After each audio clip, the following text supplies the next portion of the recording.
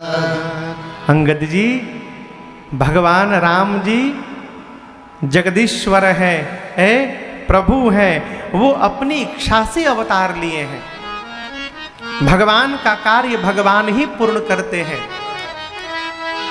देखिए, आप इस भ्रम में न रहिएगा कि भगवान का काम आप पूर्ण कर लेंगे, नहीं, भगवान का कार्य भगवान ही करते हैं।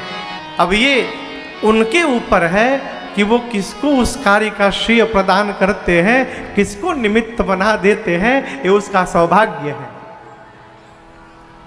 अंगद जी से जामुन जी ने कहा, भगवान का कार्य भगवान करेंगे, हम और आप निमित्त मात्र हैं, कोई ना कोई मार्ग अवश्य निकलेगा, आप उदास न होइए।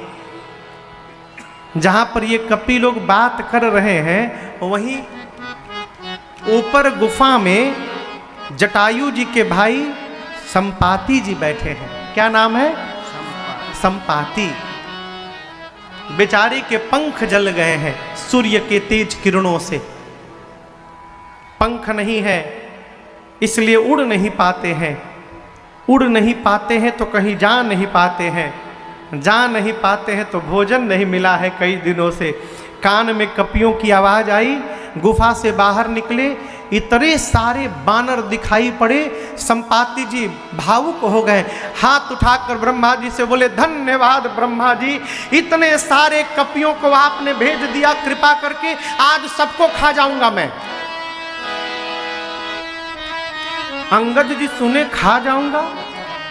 बोले, प्रभु अभी हम लोगों ने निर्णय लिया था कि न पानी में डूब के मरेंगे, न पीछे सुग्रीव के हाथों जाके मरेंगे, और तब तक आपने यही मारने की रचना बना डाली।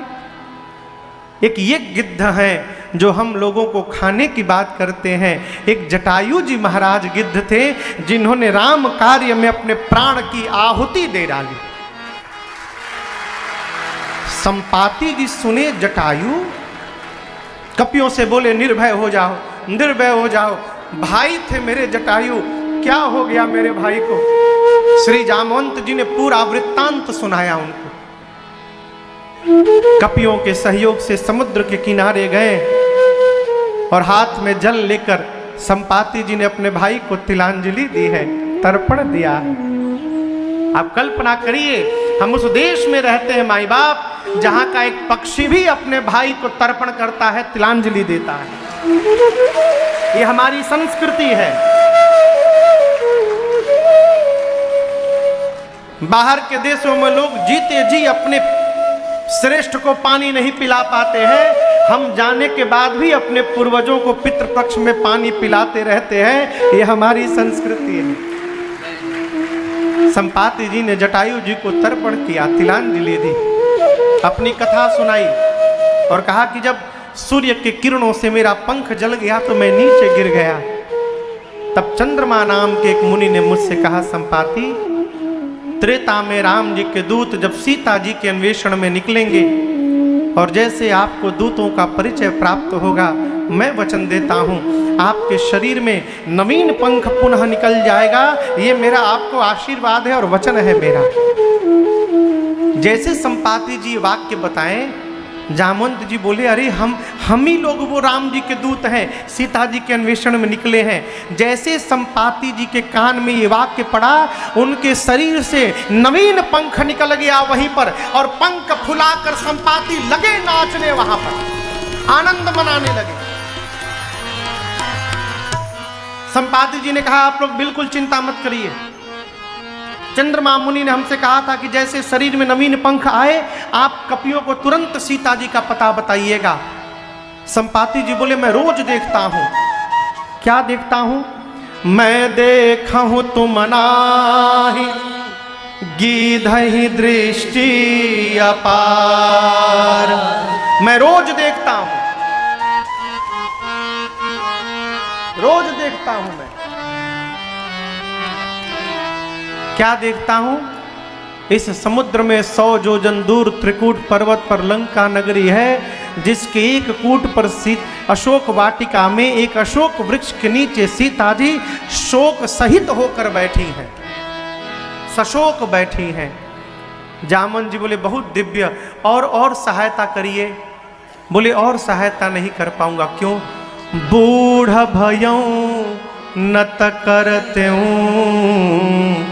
कछुक सहाय तुम्हारा। बूढ़ा हो गया हूं, शरीर में पहले के समान मेरे बल नहीं रहा है, नहीं तो आप लोगों की सहायता अवश्य करता। मैं एक सहायता और कर सकता हूं। आप जितने कपि यहां पर खड़े हैं, आप सभी में से कौन वहां तक जा सकता है ये मैं बता दूंगा। कौन जाएगा? जामन जी बोले सभी कपियों को सब लोग कतार में खड़े हो जाएं, ये बताएंगे कौन हम में से जाएगा। बोले कतार में न खड़े होइए, ऐसे ही बता देता हूं। आप सभी कपियों में से जो कपि एक छलांग लगाकर और 100 योजन की दूरी तय करने का सामर्थ्य रखता है। 100 योजन समझ रहे हैं? एक योजन में 12 किलोमीटर होता है, तो 100 योजन में कितना हो गया? हाँ, 1200 किलोमीटर। यहां से 1200 किलोमीटर की दूरी पर कौन सा शहर होगा? हाँ, उज्जैन। 1200 किलोमीटर मान लीजिए, माने में कहा जाता। अकाउंट नंबर कट जाई 1300 हो जाता। कल्पना करिए यहां से उज्जैन की दूरी 1200 किलोमीटर। संपाति जी कहते हैं जो 100 योजन की छलांग लगा सकता है, अर्थात प्रथम देव स्थान में बैठ के जंप मारे तो महाकाल मंदिर के प्रांगण में जाकर उतरे, इतनी लंबी जो छलांग लगा सकता है, बीच में ना उतरे, इतनी लंबी जो छलांग लगा सकता है, वही राम जी का कार्य पूर्ण करेगा। सारे कपि लोग उदास हो गए दूरी सुनकर। जामन संपाति बोले निराश मत होइए, अरे मुझे देखिए, पापी से पापी व्यक्ति भी जिस राम जी का नाम स्मरण करके अपार भव सागर को पार कर जाता है, आप उन राम जी के दूत हैं। राम जी की कृपा से मेरा शरीर देखिए कितना सुंदर हो गया। मैं कहता हूं राम जी पर भरोसा रखिए, आप में से ही कोई इस कार्य को पूर्ण करेगा। इतना बोल के संपाति जी चले गए। संपाति जी के जाने के बाद अब सारे कपि लोग आपस में मीटिंग शुरू किए। के जाई हो,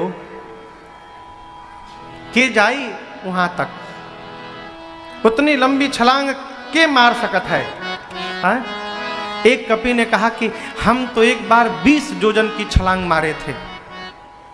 दूसरे को जोश आ गया, बोले तुम 20 का, हम 30।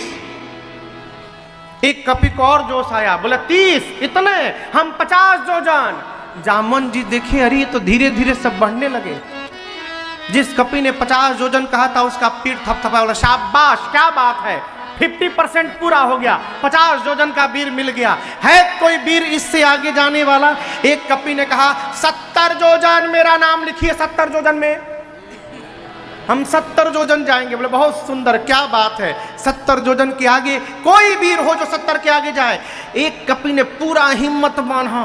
जामन जी बोले जल्दी मुंह खोलो। बोला 90 योजन चला जाऊंगा। बोले बस बस पहुंचने वाले हो, एकदम हिम्मत बांधो, 10 योजन बच गया है। और कौन जाएगा 90 योजन के आगे? अब कोई सांस न ले।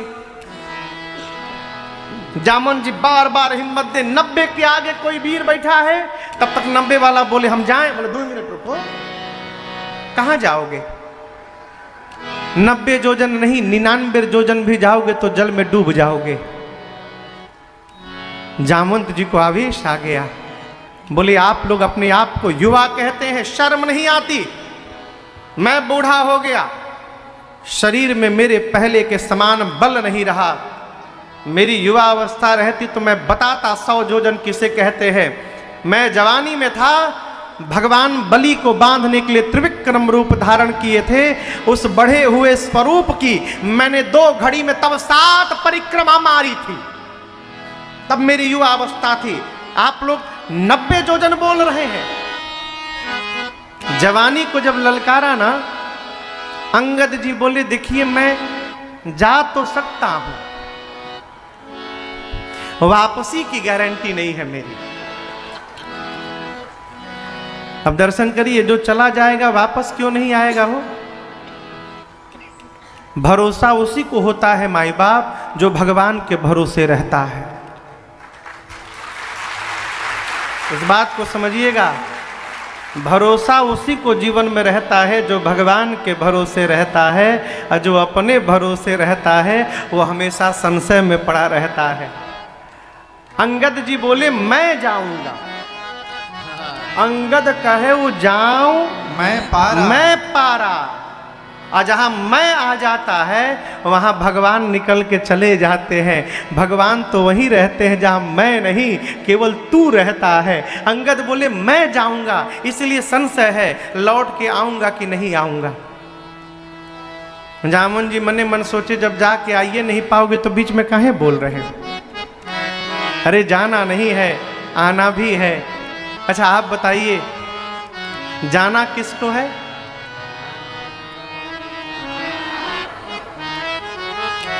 जिसको जाना है वो चुपचाप बैठा है, और जिसको नहीं जाना है सब अपन अपन बल बता रहे हैं। 30 जोजन, 40 जोजन, 50 जोजन, 70 जोजन, 90 जोजन।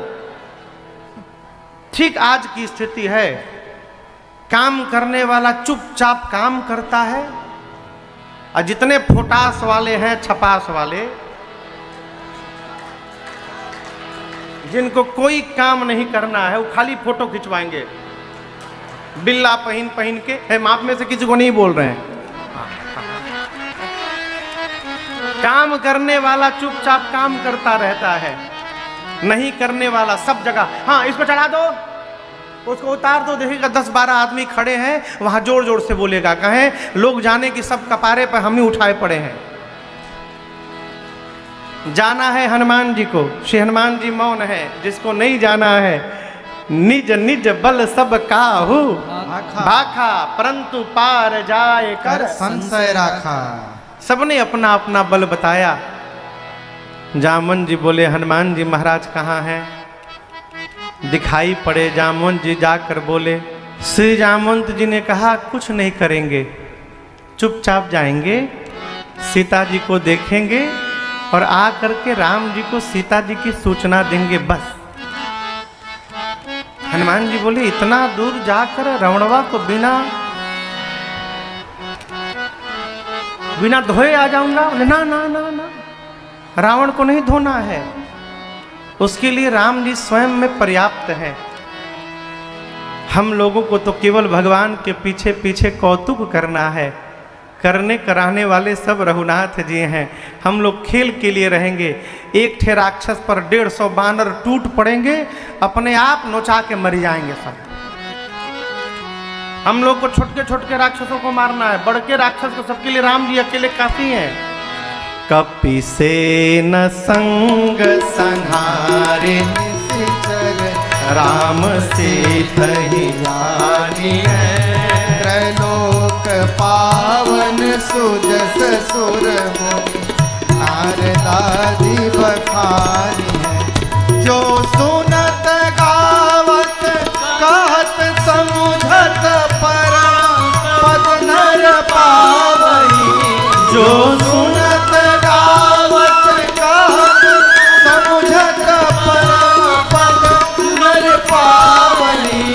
रघुबीर पद पाथो मधुकर दास तुलसी गावई। रघुबीर पद पाथो मधुकर दास तुलसी गावई। हाँ दास तुलसी गावई। हाँ दास तुलसी गावई। श्री जामवंत जी ने कहा कपियों की सेना साथ में केवल कौतुक के लिए रहेगी और राम जी ही स्वयं संहार निशिचर राम जी निशाचरों का संहार करेंगे। राम सीतहि आनी है, राम जी ही सीता मैया को वापस लेकर आएंगे। भगवान के इस यश को मुनि नारद जी आदि सब गाएंगे और इस कथा को जो सुनेगा, गाएगा, कहेगा, समझेगा वो जीवन के अंत में भगवान के परम पद को प्राप्त करेगा, इसमें कोई संशय नहीं है। अब आगे की कथा श्री सुंदर कांड में प्रवेश करती है। सुंदर कांड की कथा कितने लोगों को याद है?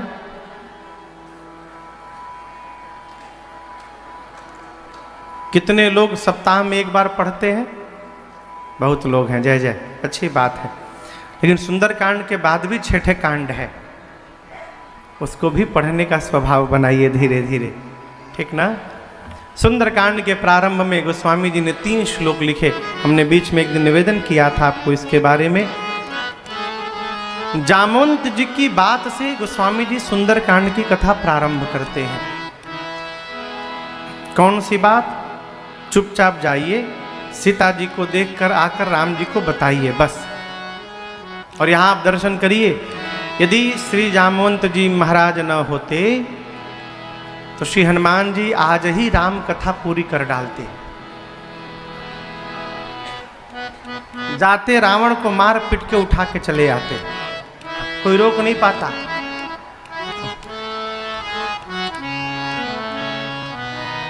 हनुमान जी ने रावण को एक ही मुक्का तो मारा था, बस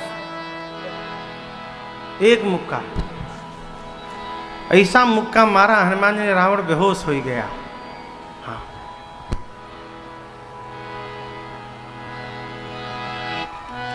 जामवंत जी ने समझाया, आप कुछ नहीं करेंगे। क्यों? अपने स्वामी के सामने छोटा बन के रहना चाहिए। आप जाएंगे केवल सीता जी को देख के चले आएंगे। श्री हनुमान जी को जामवंत जी की बात बड़ी अच्छी लगी।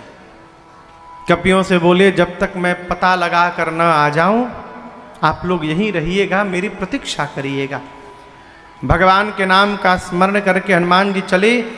समुद्र के किनारे एक पर्वत है जिसका नाम है सुंदर पर्वत। क्या नाम है? जोर से कहिए। इसी पर्वत के कारण इस कांड का नाम सुंदर कांड पड़ा। सिंधु तीर एक भूधर सुंदर।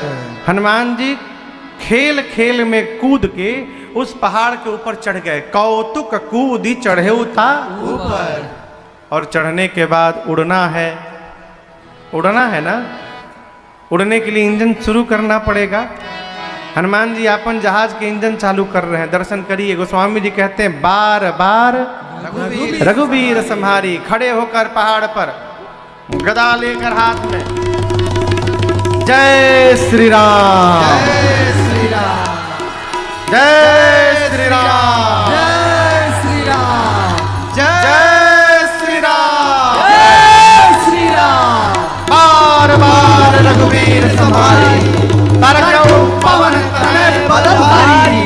बार बार भगवान के नाम का स्मरण करके हनुमान जी महाराज चल पड़े।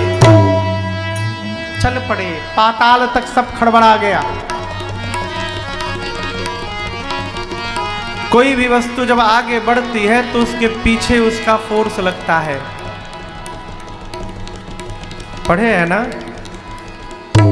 To every action there is an equal and opposite reaction. प्रत्येक क्रिया के बराबर विपरीत दिशा में प्रतिक्रिया होती है।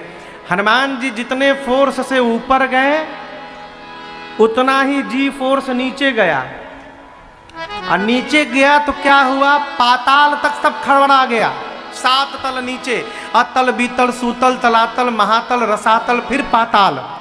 पाताल तक सब कांप गया, हो भूकंप आ गया मानो। समुद्र में एक पर्वत है जिनका नाम है मैनाक। जल से बाहर निकलकर हनुमान जी से बोले, मैं आपके पिता पवन देव का मित्र हूँ। आप उड़ रहे हैं हनुमान जी, राम कार्य में जा रहे हैं, थक गए होंगे, थोड़ी देर मेरे ऊपर विश्राम कर लीजिए। हनुमान जी बोले, आप पिताजी के मित्र हैं, यानी आप काका जी हो गए। रुकिए काका जी। हनुमान ते ही परसाकर, हाथ से छुआ हनुमान जी ने उनको, पुण्य कीन्हा प्रणाम, और बोले, विश्राम राम काज कीन्हे बिनु मोहि कहाँ विश्राम। जब तक कार्य पूर्ण नहीं कर लेता तब तक विश्राम लेने वाला नहीं हूं। जीवन में लक्ष्य निर्धारित हो जाए तो जब तक लक्ष्य प्राप्त न हो तब तक आराम से नहीं बैठना है, लगे रहिए। आज नहीं होगा कल होगा, कल नहीं होगा परसों होगा। प्रारंभ हो गया है और आप लगे रहेंगे तो एक ना एक दिन लक्ष्य प्राप्त होना ही होना है, कोई रोकने वाला नहीं है उसको। लगे रहिए। हनुमान जी प्रणाम करके आगे बढ़े। कंपन कहां तक गई थी? उसी पाताल में रावण के डर के मारे देवता छिपे हैं। देवताओं को पता चला हनुमान जी लंका की ओर बढ़ रहे हैं। उनके बल और बुद्धि का पता लगाने के लिए देवताओं ने सुरसा जी को भेजा। सुरसा हनुमान जी के सामने आके खड़ी हो गई, बोली आज सुरन मोहि दीन्हा आहारा। अरे क्या बात है, देवताओं ने आज मुझे बानर के रूप में भोजन दे दिया है, तुमको खा जाऊंगी। सुनत बचन कह पवन तुम्हारा। हनुमान जी कहे माई खाने आई हो हमको, हम बहुत जरूरी काम से जा रहे हैं। मैया की सूचना राम जी को पहले दे देता हूं, उसके बाद मैं अपने आप तुम्हारे मुख में चलाऊंगा।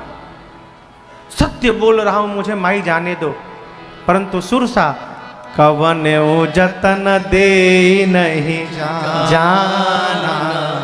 तब हनुमान जी बोले ग्रससि न मोहि कहे हनुमाना। जब किसी भी प्रकार से सुरसा श्री हनुमान जी को जाने नहीं दी तो हनुमान जी बोले ठीक है मुख खोलो खाओ।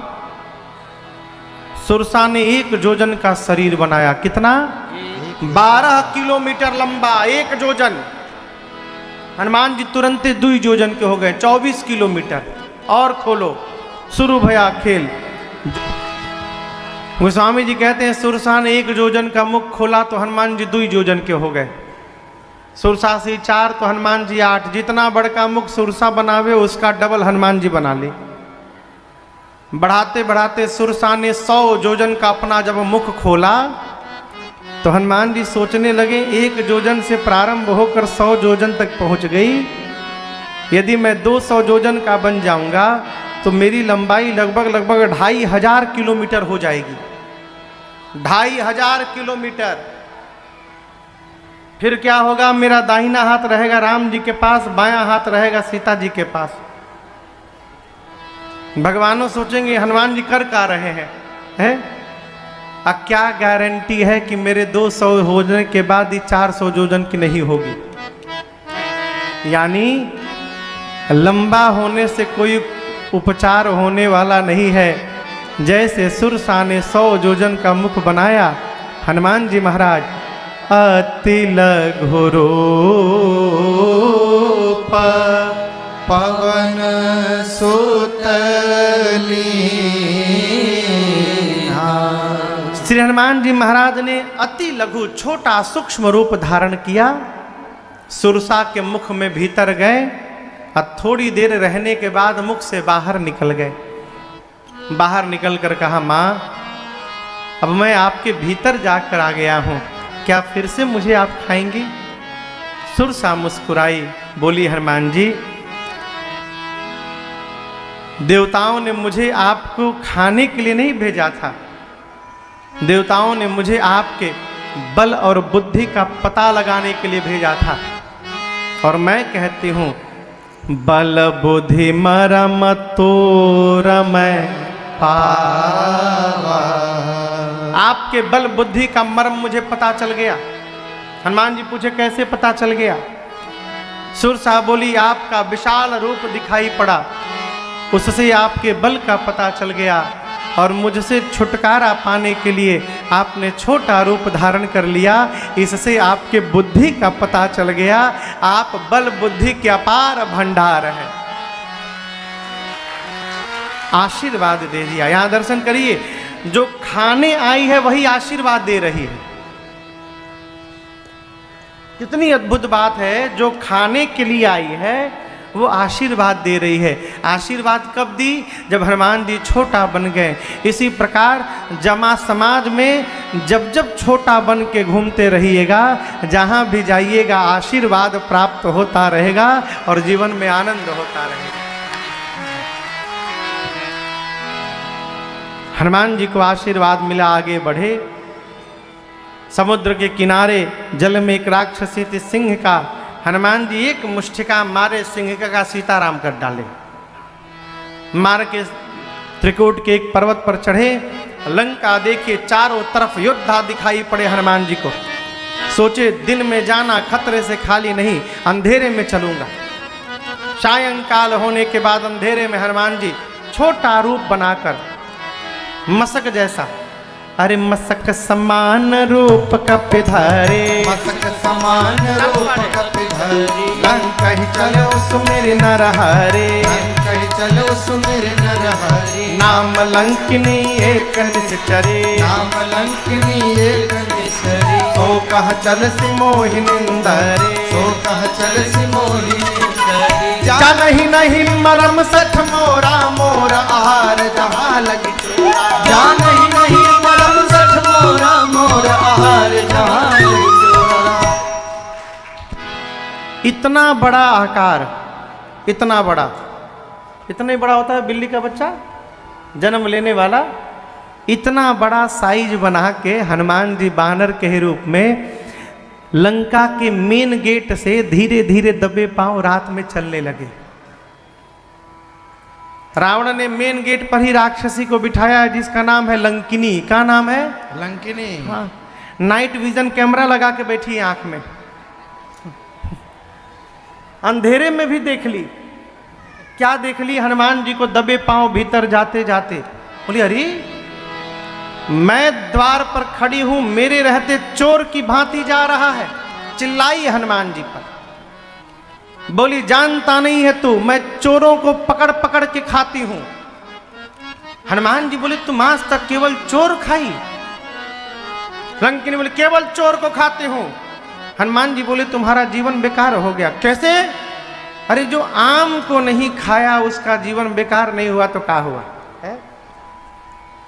लंकिनी बोली आम का होता है। हनुमान जी बोले जो राम और आम को नहीं जानता उससे बड़ा भागा दूसरा कोई नहीं होता है। लंकिनी बोली राम का नाम मत लेना यहां लंका में, आम का है। आम? What is mango? Hanuman ji बोले एकदम मलदाहवा लेके आया हूं, पीछे रखा हूं हाथ में, सो टेस्टी। हमसे कोई बता रहा था, यहाँ पर कोई बता रहा था कि महाराज यहाँ एक गन्ना होता है, इतना सुंदर गन्ना, केवल दबा दो हाथ से तो रस निकलने लगता है। हम सोच रहे थे वो गन्ना हम कब देखेंगे आंख से। खैर अब देखा, रहो आया था ना, सब उड़ा लिया आप लोग। बहुत सुंदर। हाँ? ओके रखा हुआ है, ओके शीशा में मढ़वा दो बता। अब भैया के घर में चारों ओर दीवार पर टांग दिया जाए। अरे पावे बदे आए है कि रखा हुआ है बतावा।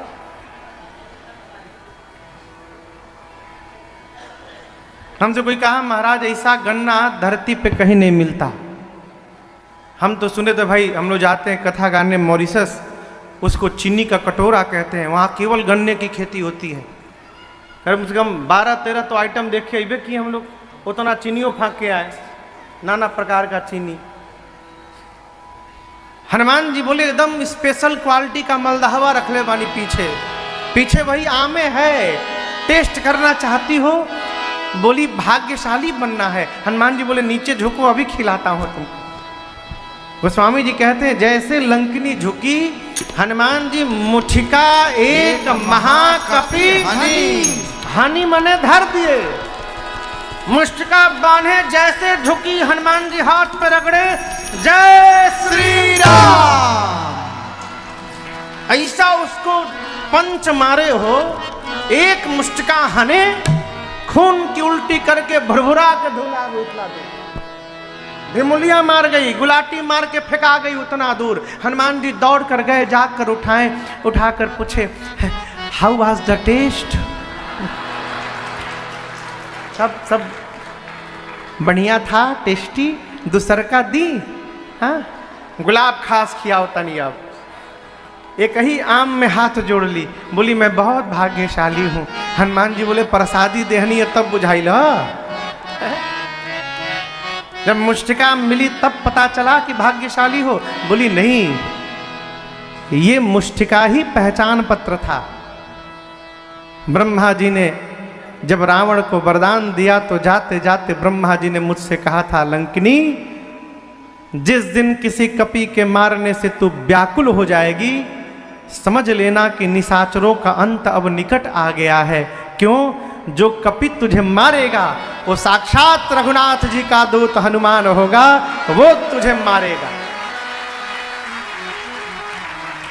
लंकिनी हाथ जोड़ ली, कही हनुमान जी आपके साथ आज जो मुलाकात मेरा हुआ ना, हनुमान जी मुलाकात के मुकालात, हाँ वही जो हुआ सत्संग, इसके बारे में मैं बता नहीं सकती हूँ।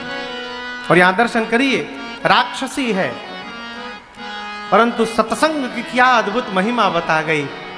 कहती है हनुमान जी से, तात स्वर्ग अपवर्ग सुख धैर्य तुलायक अंग, तुलनता ही सकल मिली जो सुख लव सत्संग। जीवन में स्वर्ग और मोक्ष का सुख एक साथ तराजू के एक पलड़े में रख दीजिए और दूसरे पलड़े में लव मात्र सत्संग प्राप्त हो जाए। लव समझते हैं? हाँ, कितना क्षणिक छटका। हाँ, एक बार पलक गिरने में जितना समय लगता है उसको एक निमेष कहते हैं। पलक गिर के उठने में जितना समय लगता है उसको क्या कहते हैं? एक निमेष।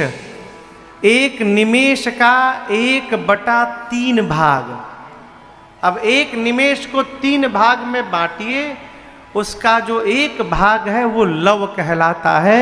यदि जीवन में उतने देर भी सत्संग मिल गया है तो लव मात्र समय का सत्संग की बराबरी स्वर्ग और मोक्ष का सुख मिलकर नहीं कर सकता है। ये सत्संग की महिमा है। इसीलिए प्रातः स्मरणीय पूज्य श्री गीतानंद जी महाराज कही गए, लंका में रात भर जितने घर में हनुमान जी गए उन सभी घरों से ये जो घर दिखाई पड़ा ये भिन्न था। भिन्न क्यों था?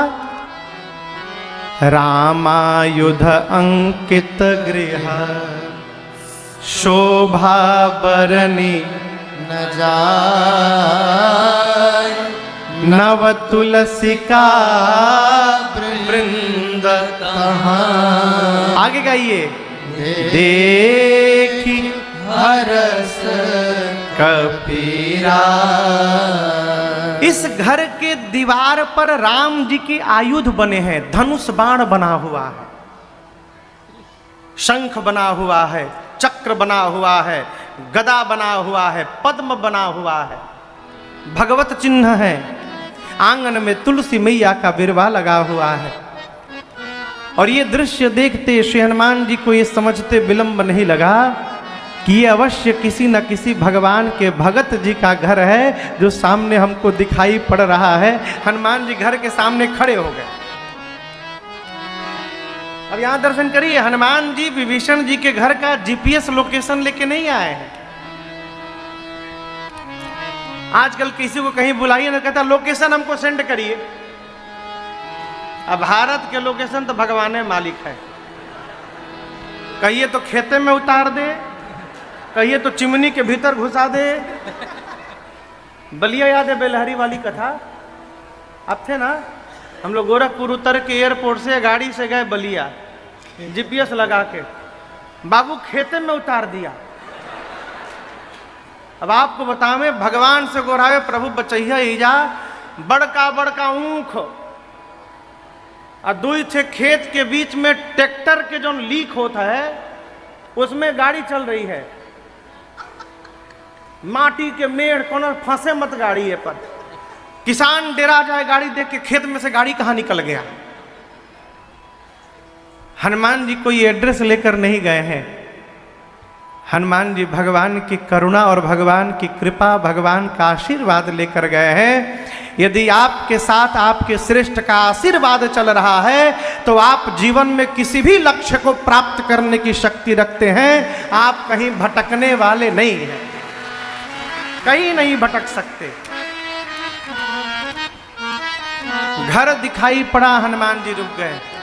ये प्रसंग कहता है यदि हमारे घर में भी तुलसी जी की बिरवा होंगी दरवाजे पर,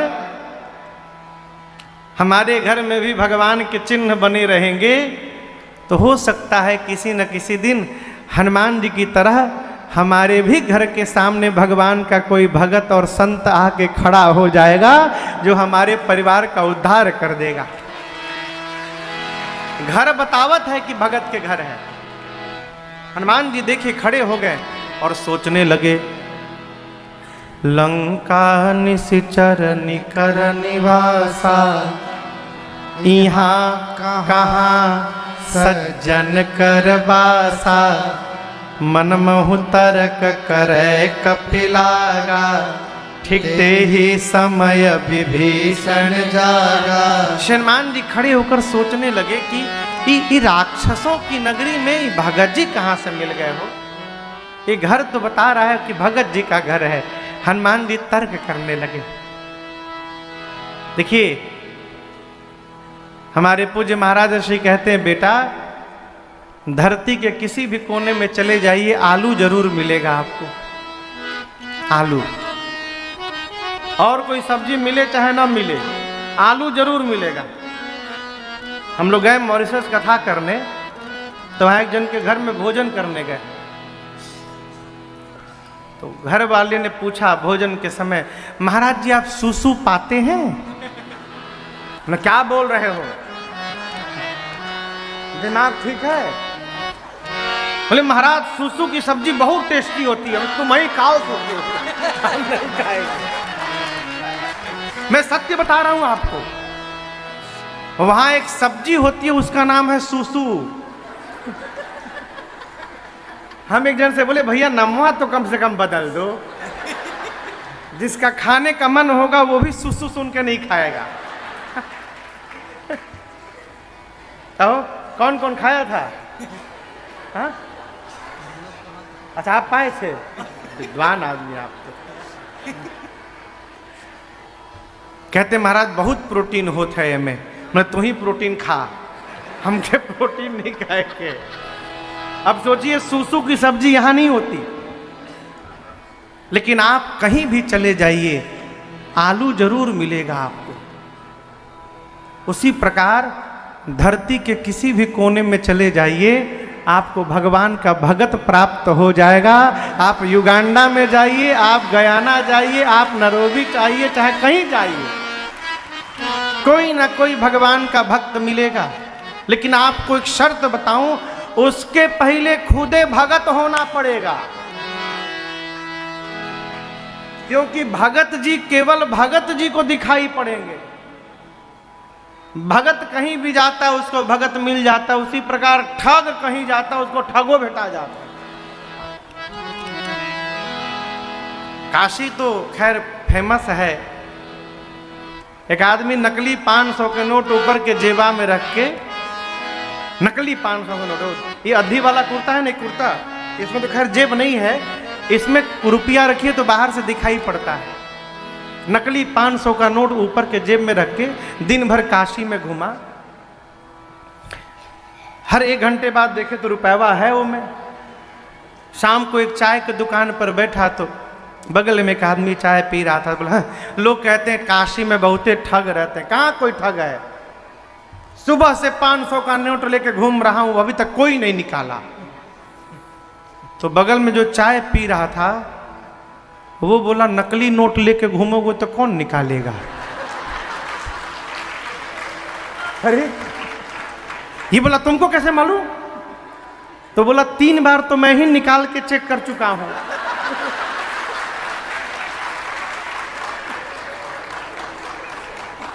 नकली था रख दिया। कहने का अर्थ है माई बाप, हम यदि भगत होंगे तभी हमको भगत दिखाई पड़ेंगे। हम यदि भगत नहीं होंगे तो हमको भगत में भी ठग दिखाई पड़ेगा, भगवान का भक्त नहीं दिखाई पड़ सकता है। चालाकी तो बिल्कुल ना करिए। हमारे महाराज जी एक दिन हमको कहानी एक सुना रहे थे। एक महाकंजूस सेठ जी, अच्छा देखिए कंजूसों में भी कई क्वालिटी होती है। हाँ, ना अपने खाएंगे ना आपको खाने देंगे, और जब मिठाई में भुवरी लग जाई तो कहेंगे बाबू के धो धो के पानी से खा लो। हाँ? एक महाकंजूस सेठ जी एक दिन अपने मुनीम से बोले कि आज मुनीम जी मन कर रहा है खीर खाया जाए। मुनीम तो नाचने लगा, अरे बाप रे बाप, हमार सेठ जी खीर खिलाएंगे आज? सूरज भगवान कहाँ से निकले हैं? बोले जी जी जी जी सेठ जी खीर बने आज। बोले काम करो, जाओ 200 ग्राम 200 लीटर 200 मिलीलीटर दूध लाओ। बोले 200 मिलीलीटर? हाँ हाँ ढेर का हो, 50 ग्राम चीनी ले लेना और 50-100 ग्राम चावल लेके आओ। उतने का खीर बना तो 1 कटोरी खीर हुआ केवल। अब जैसे खीर बन के सामने आया, सेठ जी सोचे ये खीर तो मुनिम खा जाए सब, तो हम क्या खाएंगे? तो मुनीम सेठ जी बोले देखिए मुनीम जी खीर तो बन गया है, लेकिन हम लोग इसको सुबह पाएंगे। इसको बगल के कमरे में कटोरी को प्लेट से ढक के सो जाते हैं हम लोग, और सवेरे जो जितना बढ़िया सपना देखेगा वो कटोरी का खीर खाएगा। मुनीम जी समझ गए कि सेठ जी अपन दिमाग लगा रहे हैं। रात को दोनों लोग सो गए। सवेरे उठे तो सेठ जी बोले मुनीम कहानी सुनाओ, सपना क्या देखे तुम? मुनीम जी बोले साहब गरीब आदमी का सपना भी गरीब जैसा होता है। आप सेठ जी आप पहले आपन सपना बताइए। सेठ जी सोचे ऐसा बता दो कि ये सोच भी नहीं सकता है। बोले मैं जैसे सोया हूं मुनीम, तब तक आकाश से एक दिव्य विमान नीचे उतरा है। देखे तो साक्षात देवराज इंद्र आए थे, मेरे ऊपर गुलाब जल छिड़क कर हमको जगाए, हमको अपना सोना का मुकुट पहना दिए। अब बोले 24 घंटे के लिए आप इंद्र हैं, मैं आपका सेवक हूं। हमको हवाई जहाज पर बिठा के इंद्र लोक ले गए, ये घुमाए वो घुमाए, अपने जाने में सेठ जी जितना बना सकते थे सब बनाए। सोचा अब इससे बढ़िया ही क्या सपना सुनाएगा। बोले अब तुम सुनाओ। मुनीम बोला साहब हम तो पहले बताए थे कि गरीब आदमी का सपना गरीब होता है। आपके सपना में देवराज इंद्र प्रकट हो गए थे। हमारे सपना में काला कलूटा मोटा आदमी डंडा लेके खड़ा हो गया। अब मैं सोया था यहीं पर, आके मारा 4 डंडा हमको। आप पर तो गुलाब जल छिड़का गया, हम पर डंडा छिड़का गया सरकार। हमको डंडा मार के जगाया, बोला बगल के रूम में चलो। हम जा नहीं रहे थे, फिर मारा 1 डंडा। बोला ढक्कन हटाओ, 1 डंडा मारा, ढक्कन हटा दिए। फिर लगा पीटने, बोला सब पियो अभी। सेठ बोले क्या किया तुमने? अब मार खाए कौन, पीना पड़ा हमको। सेठ जी दौड़ कर गए बगल के कमरे में, तो देखे कटोरी खाली, सब पी चुका था ये। बोला तुम हमको जगाए क्यों नहीं? बोला आप तो इंद्र लोक भ्रमण कर रहे थे, कहां से जगाते?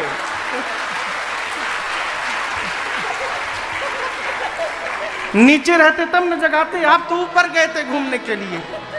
डंडे के कारण हमको पीना पड़ा सब। ढेर गणित लगाइएगा तो आपसे अधिक गणित वाला आपको भेटा जाएगा, हो सब लेके चला जाएगा, खत्म हो जाएगा। जो भक्त होगा उसी को संसार में कहीं भी जाएगा भगत दिखाई पड़ेंगे। हनुमान जी सोचने लगे, मन महु तर्क करे कपिलागा। हनुमान जी तर्क करने लगे, निशाचरों की नगरी में भगत जी कहां से आ गए। अटे ही समय विभीषण जा। हनुमान जी घर के बाहर तर्क कर रहे हैं। घर के भीतर विभीषण जी जगे और जगने के बाद क्या किए, क्या किए, जोर से कहिए। राम राम तेहि सुमिरन कीन्हा। हनुमान जी सुने, हृदय हरस कपि सजन चीन्हा। देखिए, भगवान के भक्त को पहचानना है तो दर्शन करिए। जो मनुष्य कीर्तन सुन के गदगद हो रहा है, आनंद में झूम रहा है, वो भगत है। हृदय हरस कपि सज्जन चिन्हा। हनुमान जी विभीषण जी के मुख से निकले हुए राम नाम की ध्वनि को सुनकर आनंद में आ गए और ये समझ गए कि ये जो गा रहे हैं ये भगवान के भक्त हैं, सज्जन हैं। इनसे अवश्य पहचान करूंगा। क्यों? साधु हैं। और साधु कौन? जो जीवन में कभी किसी की हानि न करे, वो साधु है। साधु ते हो न कारज हानि। पहचान कैसे होगा? पहचान कैसे होगा? देखिए, हम लोग तो यहाँ अतरौलिया में बैठे हैं, कोई बात नहीं, लोग देख भी नहीं रहे, आ रहे हैं, बगल से जा रहे हैं। लेकिन जब तमिलनाडु चले जाइए, मद्रास में कोई अतरौलिया का मिल जाए ना, तो लगता है मानो अपने घर का भेंटा गया है। कितना आनंद आता है?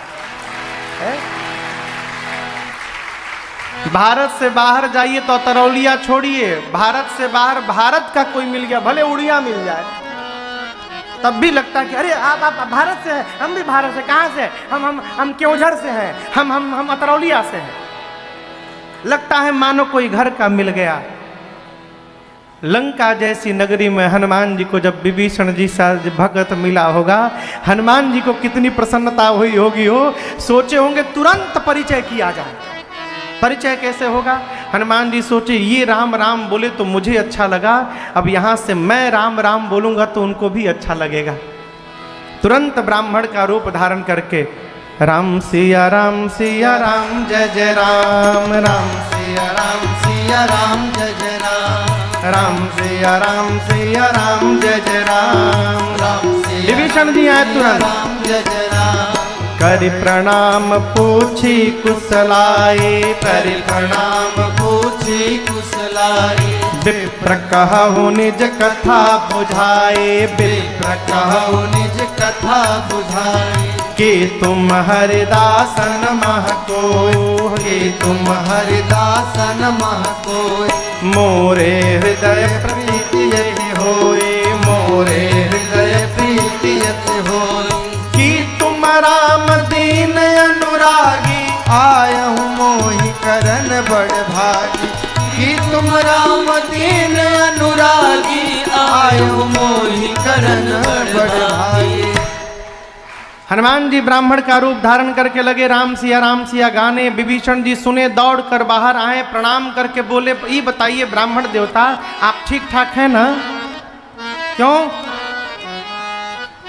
आप जो राम राम गा रहे हैं, लंका में राम कहने, केवल मुझे परमिशन है राम राम कीर्तन गाने के लिए, वो भी टर्म कंडीशन के साथ। क्या कंडीशन है? इस महल के भीतर गाना है, बाहर नहीं गाना है। और आप लंका में खुलेआम सड़क पे राम राम गा रहे हैं। यहाँ राम गाने पर बड़ी धुलाई होती है। आप कुशल हैं ना? ठीक ठाक है ना? हनुमान जी बोले, हमार ना पूछिए, पीछे 2 लोगों को प्रसादी बांटा हूँ। कुशलता पूछनी है तो उनकी पूछिए, मैं बड़े आनंद में हूँ। विभीषण जी सुने तो समझ गए कि इतना निर्भय ये भगवान के भगत है कि कौन है पता नहीं, यहाँ लंका के तो नहीं है, जरूर विदेशी है ये। पूछिए आप कौन है? आप राम जी के भगत हैं क्या? भगवान के दूत हैं, मुझे आपको देखकर बड़ा प्रेम हो रहा है, कहीं आप साक्षात राम जी तो नहीं आ गए मुझ पर कृपा करने के लिए, मेरा उद्धार करने के लिए। हनुमान जी सुने कि ये तो गलत दिशा में जा रहे हैं, मुझे ही राम जी समझ रहे हैं। हनुमान जी बोले नहीं।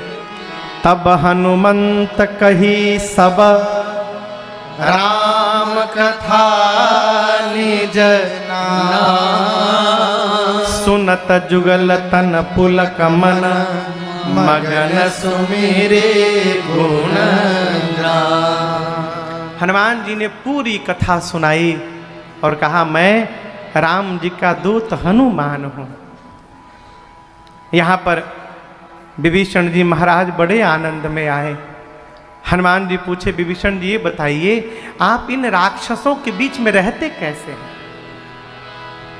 बोले जिमि दसनन ही महू जीभ विचारे।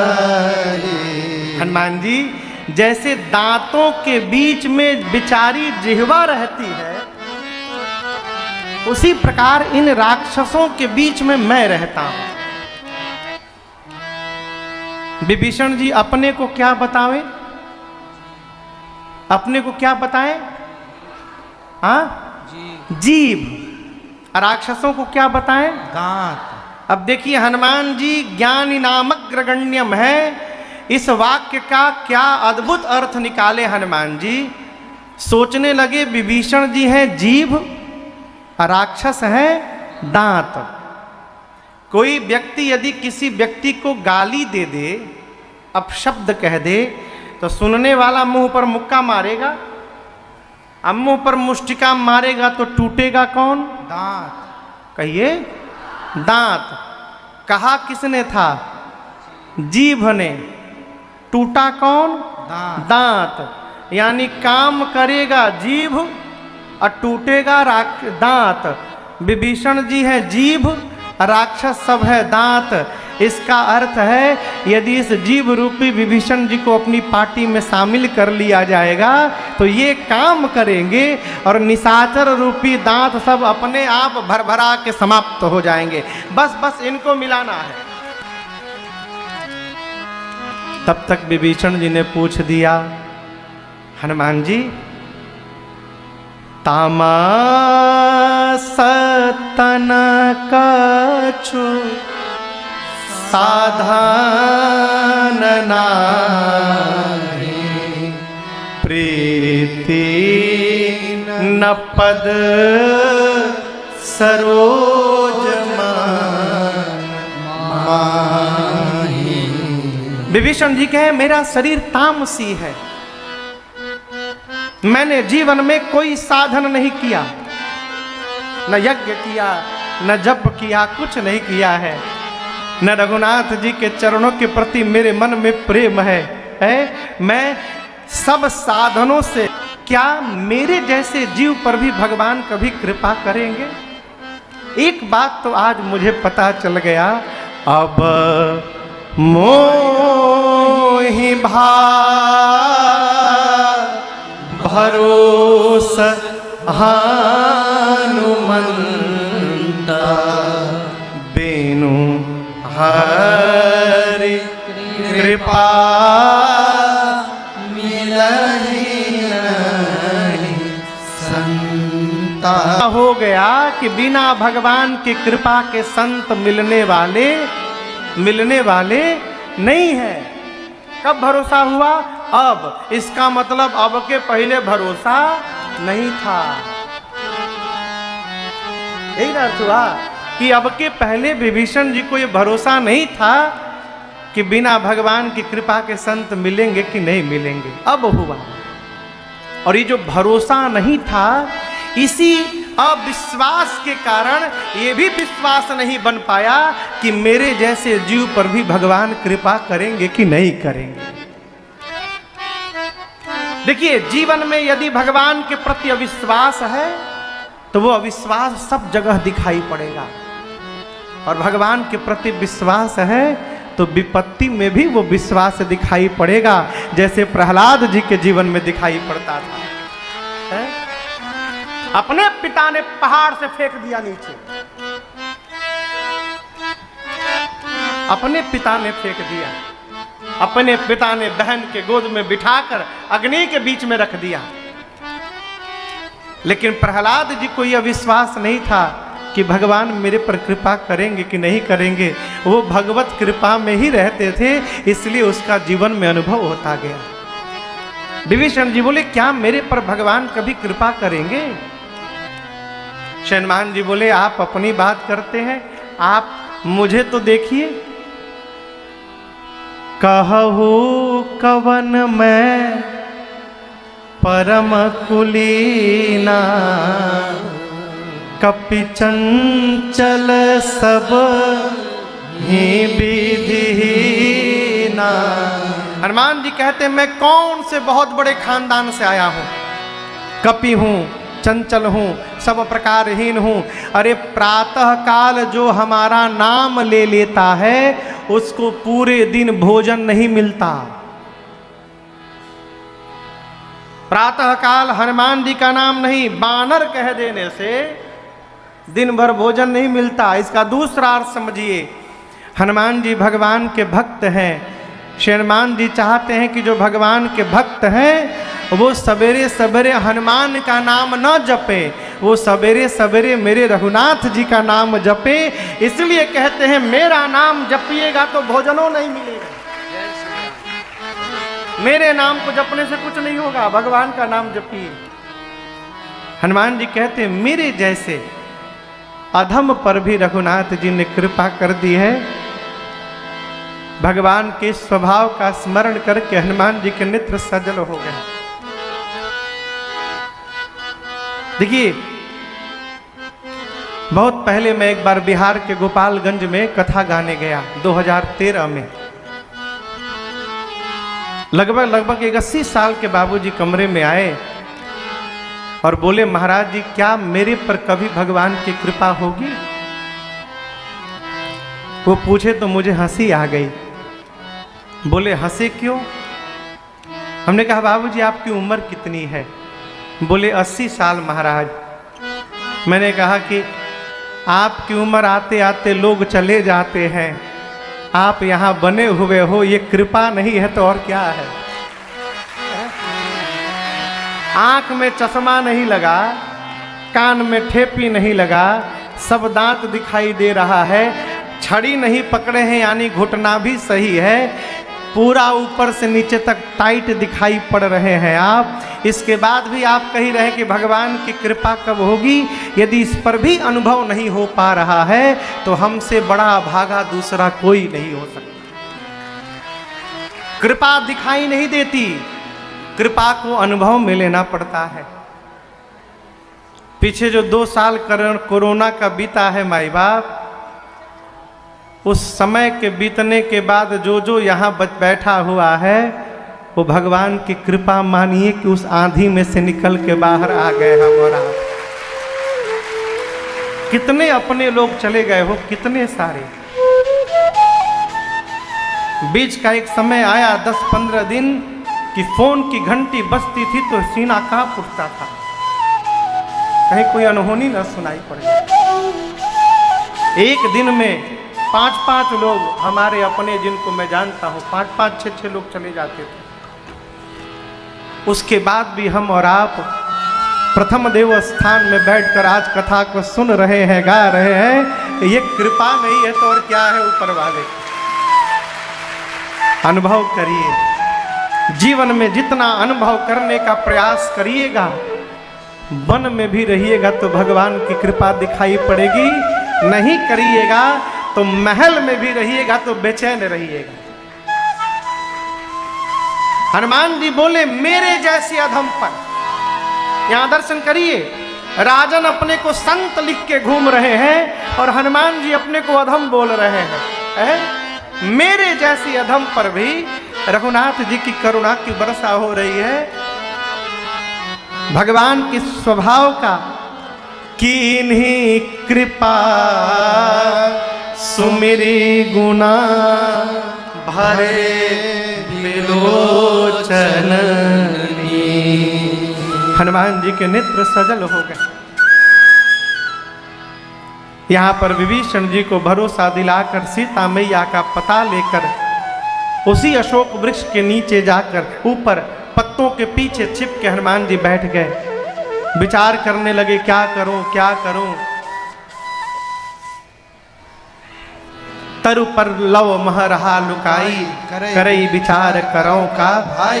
तेही अवसर रावण तह आवा, संग नारी बहु किए बनावा। अनेक प्रकार से नाटक करते हुए अपने सैनिकों के साथ, सेवकों के साथ, दासी दासियों के साथ, अपनी रानियों के साथ रावण आया और आकर मेरी मां को त्रास देने लगा। जानते हैं रावण क्या कहता है? रावण की केवल एक इच्छा है, एक बार विलोक मम हो। रावण जानता है कि ये सीता जी परम सती हैं।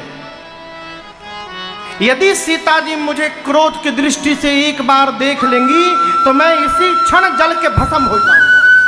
परम सती हैं ये। वो ब्रह्मा जी को झूठा बनाना चाहता है, इसलिए कहता है कि एक बार मुझे देख लो बस। मां ने तिनका को धरती से उठाया। तिनका समझते हैं? छोटा सा कण। तृण धरी ओट कहति बैदेही। तिनका क्यों उठाया? सीता मैया का जन्म धरती से, ये तिनका मिलता है धरती पर। इस संबंध से ये तिनका मेरी माँ का भाई हो गया। जब सामने दुष्ट पापी आकर खड़ा हुआ तो माँ ने रावण और अपने बीच में अपने भाई को लाकर खड़ा कर दिया। रावण, मैं अकेली नहीं हूं, देख मेरा भाई तेरे और मेरे बीच में खड़ा है। तिनके की ओट में आकर माँ ने कहा, निर्लज्ज, तुझे लज्जा नहीं आती अपने आप को वीर कहते? रावण, तूने एकांत में मेरा हरण किया था। सठ सूने हरियाण सिमोही। यदि तू वीर रहता ना तो एकांत में मेरा हरण नहीं करता।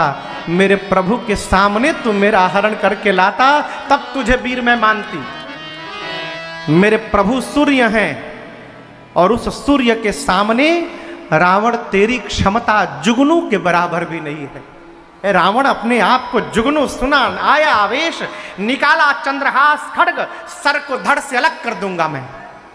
मंदोदरी जी ने कहा, यह उचित व्यवहार नहीं होगा।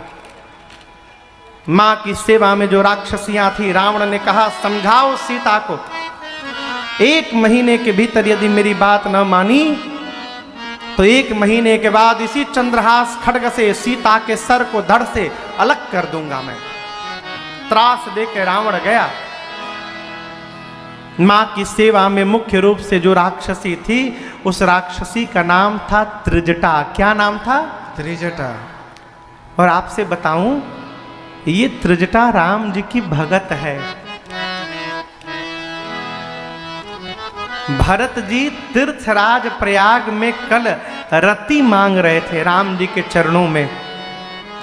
भरत जी जो राम चरण रति मांग रहे थे, वो राम चरण रति त्रिजटा प्राप्त कर चुकी है, प्राप्त करके बैठी है। राम चरण रति निपुण विवेका, त्रिजटा नाम राक्षसी, ये परिचय है इसका। राक्षसियों ने त्रिजटा जी से कहा कि चलो, रावण ने जो कहा है सीता को समझाया जाए। त्रिजटा जी ने कहा, समझाना बाद में, पहले मैं जो बता रही हूं उसको सुनो। रावण के आने के पहले भोर में मैंने आज सपना देखा है। क्या देखा है? त्रिजटा जी ने कहा कि मैंने भोर में सपना देखा है, एक बानर आया है। बानर शब्द सुनते हनुमान जी सावधान हो गए। मुझे कहीं देख तो नहीं लिया इसने? सुनने लगे क्या बोल रही है। त्रिष्ठा बोली, मैंने सपना देखा, एक बानर आया है, उसने लंका में आग लगा दिया, राक्षसों को मार दिया। रावण की 20 भुजाएं कट गईं, 10 सिर मुंडित हो गए। नंगा होके रावण गधे पर बैठ के दक्षिण दिशा में चला गया। विभीषण लंका के राजा बन गए। पूरी लंका में राम जी के नाम की जय जयकार हो रही है। और ये सपना 4 दिन में सत्य होने वाला है। नहीं तो दूसरा अर्थ है, होई सत्य गए दिनचारी। दिनचारी यानी दिन में चलने वाले सूर्य नारायण जैसे शाम को जाएंगे। आज रात में ही ये सपना सत्य होने वाला है। हनुमान जी सोचने लगे, हमको राम जी ने कहा था केवल सीता जी को देख के आना है, जामुन जी ने भी कहा था सीता मैया को देख के आना है। ये कह रही है बानर ने लंका में आग लगा दिया, राक्षसों को मार दिया। हनुमान जी सोचे लगता है मेरे आने के बाद ये सारा प्रोग्राम अपडेट हुआ होगा, तो मेरे तक सूचना भिजवाने के लिए भगवान ने इसको सपना दिखा दिया है। हनुमान जी बोले प्रभु इसमें से जो जो करने लायक है सब करके आऊंगा मैं। पूरा दिन बीता, हनुमान जी सोच रहे थे सारी राक्षसियां चली जाएं रात में, तब मैं मां के सामने जाऊं। सीता मैया व्याकुल हैं, अग्नि मांगती हैं सूर्य से, चंद्रमा से, तारों से, अशोक के पत्तों से। मां की व्याकुलता हनुमान जी बर्दाश्त नहीं कर पाए। कपि करे हृदय विचार, दीन ही मुद्रिका, ऊपर से तारी तब सोना पीले रंग का। मां को लगा जनु अशोक अंगा, दीन हरसे उठी कर गहे। पीले रंग का स्वर्ण ऊपर से नीचे गिरा। मां को लगा अशोक के वृक्ष ने अग्नि गिरा दिया। मां दौड़ कर गई, उठाया मां ने। चकित चितव मुदरी पहचानी, मुद्रिका पहचान कर मां आश्चर्यचकित हो गई। हर्ष विषाद हृदय कुलानी, मां मुद्रिका देखकर प्रसन्न भई। अगले क्षण विदा विषाद में आ गई, उदास हो गई। ये मुद्रिका यहाँ कैसे आ गई? माया से ऐसी मुद्रिका बन नहीं सकती है। मेरे प्रभु अजय हैं, उनको कोई जीत नहीं सकता है। ये असली मुद्रिका है, ये यहाँ आई कैसे? इस माँ की व्याकुलता को देखकर हनुमान जी ऊपर से लगे कथा गाने। हनुमान जी प्रारंभ से लेकर अपने आने तक की पूरी कथा सुनाए। कथा सुनते माँ की सारी व्यथा समाप्त हो गई। ध्यान लगाकर मैया कथा श्रवण करने लगी, परंतु जैसे कथा पूर्ण भई माँ व्याकुल हो गई। माँ ने कहा भाई, जिसने मेरी कानों को अमृत पान कराया वो मेरे सन्मुख क्यों नहीं आ रहा है? जैसे माँ ने ये बात कहा, हनुमान जी सोचे हम तो माई के लड़का हैं, अब माई हमको भाई कह रही है।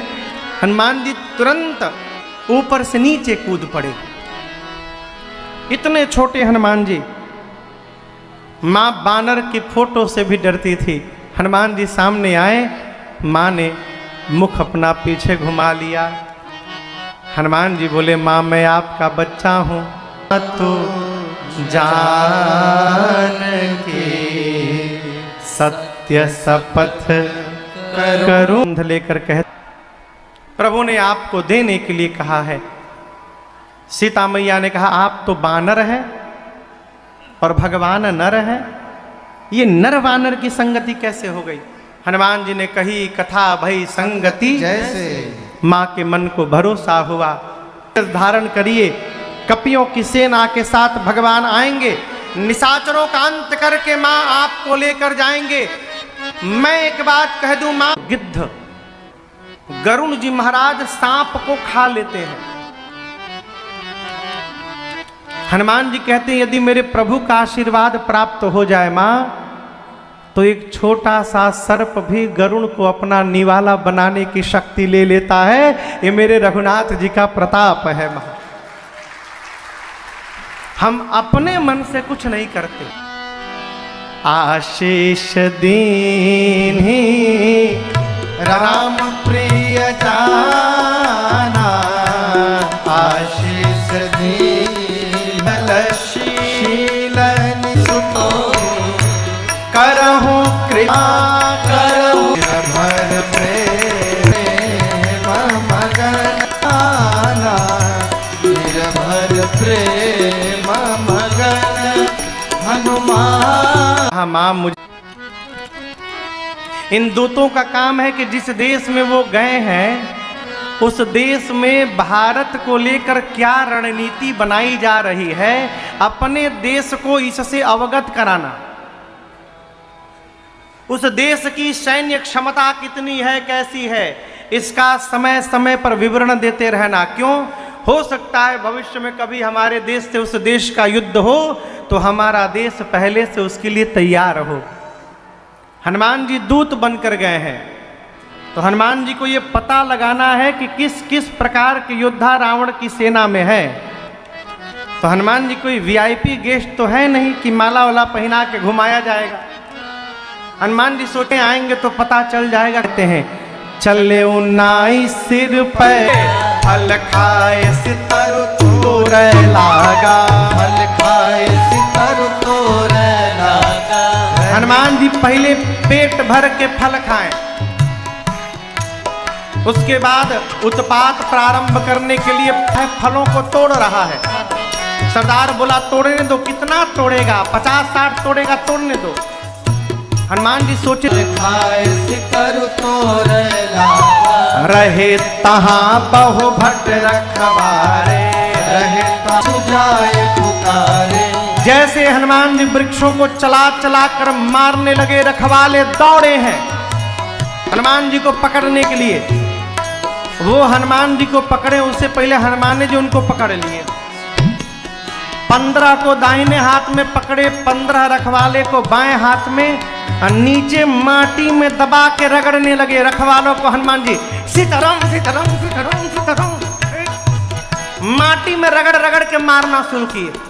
रगड़ पकड़ा, एक बार अभी रगड़े थे, सीताराम। रखवाले बोले हम लास्ट बचे हैं। हनुमान जी बोले क्या बोले? सब मर गए।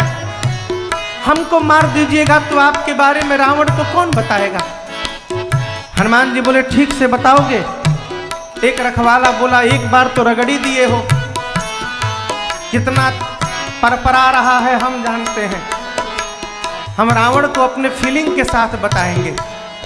रखवाले पहुंचे रावण के पास। रावण बोला बाग छोड़ के यहाँ क्या कर रहे हो?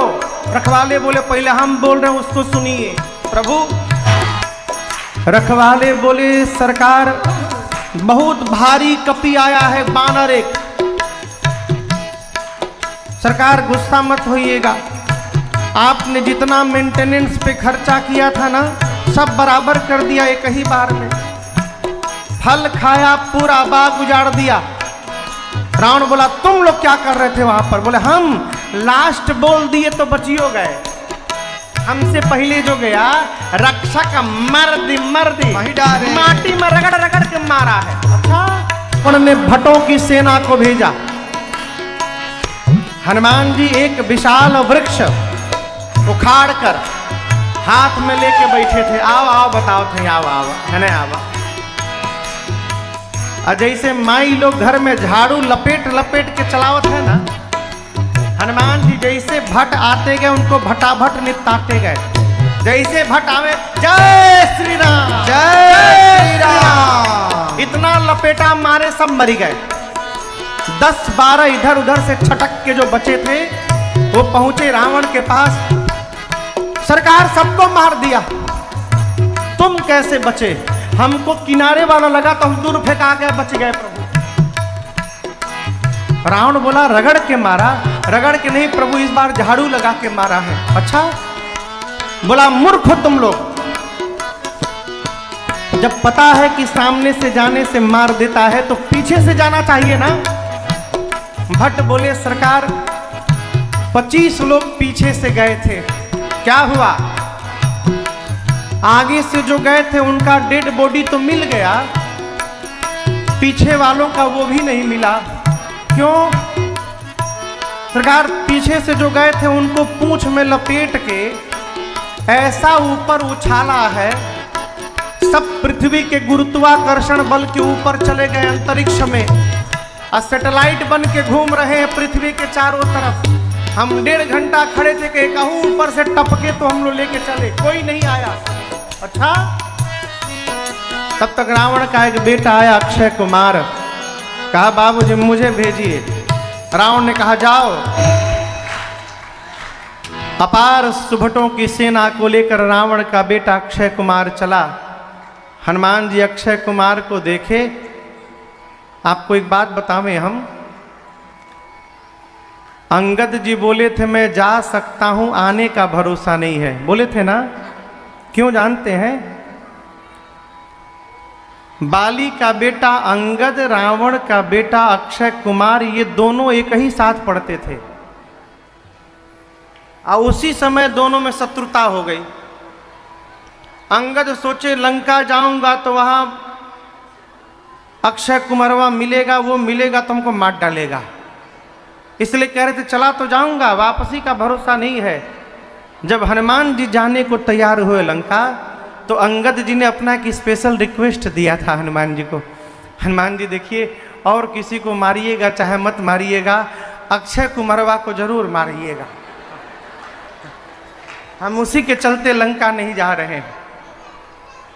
अक्षय कुमार दिखाई पड़ा तो हनुमान जी को अंगद जी की बात याद आ गई। हनुमान जी ने एक विशाल वृक्ष उठाया हाथ में, पूरा वृक्ष लेके दौड़े और पूरा का पूरा वृक्ष अक्षय कुमार के रथ पर हनुमान जी महाराज देव मारे। जय श्री राम। क्या हो गया? चटनी बन गया हो, पिसा गया उसी में अक्षय कुमार, समाप्त। अब दर्शन करिए, उसके साथ जो सुभट थे, गोस्वामी जी कहते हैं हनुमान जी उन सुभटों को कछु मारे सी, कछु मर्द सी, कछु मिलिए सी धरे हो। हनुमान जी कुछ को मारे। कैसे मारे जानते हैं? कैसे हनुमान जी मारे जानते हैं? एक एक को उठा उठा के मारे, कछु मारे सी। पहले के जमाने में बाल में जू हो जाता था, जू, ढील, सबको हुआ होगा। हाँ, तो जो ढील निकालते थे ना,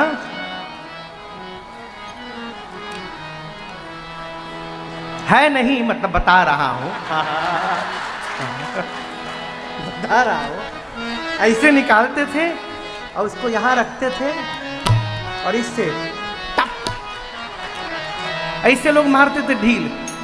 उसी तरह हनुमान जी सुभटों को कछु मारे सी, कुछ सुभटों को उठा के हाथ में सजा के रख रहे, 3-4 को कछु मारे सी। एक को उठाए, बोले हमारे लिए पहला वाला स्टाइल बहुत बढ़िया है। बोला अच्छा रुको, कछु मारे, कुछ को मारा, कुछ को रगड़ा, आने लगे। इधर उधर से 4-5 छटके, पहुंचे रावण के पास। अक्षय कुमार को मार दिया प्रभु। आया है प्रभु, मरकट आया है, मरकट। रावण बोला मरकट क्या होता है? बहुत मारता है सरकार। सुभट बोले मारता है और काटता भी है, मरकट एक साथ। अच्छा, बानर के काटने से कितना बढ़िया लगता है ना। आप में से किसी को बानर काटा होगा, वो जानता होगा। कटले बका, कई राम को काटा है। हमारे गांव में वो बानर कटहवा आ गया था, उसको ट्रैक्टर से बड़ी एलर्जी थी। ट्रैक्टर दिखाई भर दे जाए, ड्राइवर को तो कटबे करेगा वो। सुभट बोले प्रभु मरकट है, मरकट। अच्छा, रावण ने मेघनाथ को बुलाया और कहा तुम जाओ, लेकिन पुत्र याद रखना मारना मत उसको। क्यों? रावण जानता है मारने जाएगा खुद मर जाएगा। पहले सावधान किया, मारे सुजन सुध बांधे सुताही, उसको बांध करके लाओ। मेघनाथ ने सुभट से पूछा, ये बताओ मेरे भाई को कैसे मारा? बोला कि पूरा का पूरा वृक्ष हर बार स्टाइल बदल लेता है, हो सकता है आपको दूसरे स्टाइल से मारे। मेघनाथ बोला डरा रहे हो हमको? हम डरा रहे हैं, सावधान कर रहे हैं। हाथ में उसके पेड़ और दिखाई पड़े, पहले ही छोड़ के भाग लीजिएगा। किधर से घुमा के छोड़ देगा पता नहीं चलेगा आपको। मेघनाथ गया महाभटों को लेकर। हनुमान जी एक विशाल वृक्ष फिर उठाए, जैसे पेड़ लेके हनुमान जी दौड़े और जैसे चलाए जय श्री राम। पेड़ चलाने के पहले ही मेघनाथ वहां से कूद के भाग लिया। उसका सारा रथ खंड खंड हो गया। मेघनाथ के साथ महाभट्ट थे। जैसे मेघनाथ ऊपर भागा, सारे महाभट्ट चिल्लाने लगे, बताओ हम लोग को ला के फंसा के भाग गया ऊपर, ये बानर के सामने छोड़ दिया, हम लोग को फंसा के भाग गया ऊपर। मेघनाथवा देखो ऊपर गया। हनुमान जी बोले, रो मत रो मत रो मत, सब लोग चुपचाप रहो यहां पर। कितने दिन से तुम लोग नहीं नहाए हो? कितनी बदबू आ रही है शरीर से। आज सबका फेशियल करूंगा मैं। हाँ, हनुमान जी ने वही किया। हनुमान जी शरीर के जितने केश थे, अपनी सभी केशों को सुई के समान नुकीला बना लिए। अब 15 महाभट्ट को इधर पकड़े, 15 को इधर। उसमें कोनो चहेट के भाग रहा था तो पकड़ पकड़ के दौड़ा दौड़ा के भगा तारा। गही गही, गोस्वामी जी कहते हैं गही गही, गही गही मैंने दौड़ दौड़ के पकड़ पकड़ के। रहे महाभट्ट था के संगा, रहे राम जी गही गही कप मर गही निज, गही गही कप मर गही निज। हनुमान जी पकड़ के शरीर में रगड़ने लगे। गही गही कप मर गही निज। करिया करिया राक्षस हनुमान जी ऐसा रगड़ना शुरू किए कि चमड़ा छिलता गया। सारे करिया राक्षस गोरे होते गए। हनुमान जी 2 मिनट रगड़ने के बाद घुमा घुमा के देखते थे कहाँ छूटल पहुंचा, फिर रगड़ते थे। रगड़ाई शुरू भई, राक्षस चिल्लाना शुरू किए, मेघनाथ बचाओ, रगड़ के मार रहा है। मेघनाथ देखे हमारे सभी सिपाहियों का फेशियल कर दिया, सारे काले काले राक्षस गोरे हो गए। मेघनाथ नीचे उतरा, हनुमान जी महाभट्टों को छोड़े, एक मुष्टिका बांधे और मेघनाथ के सर पर दे मारा। जय श्री राम।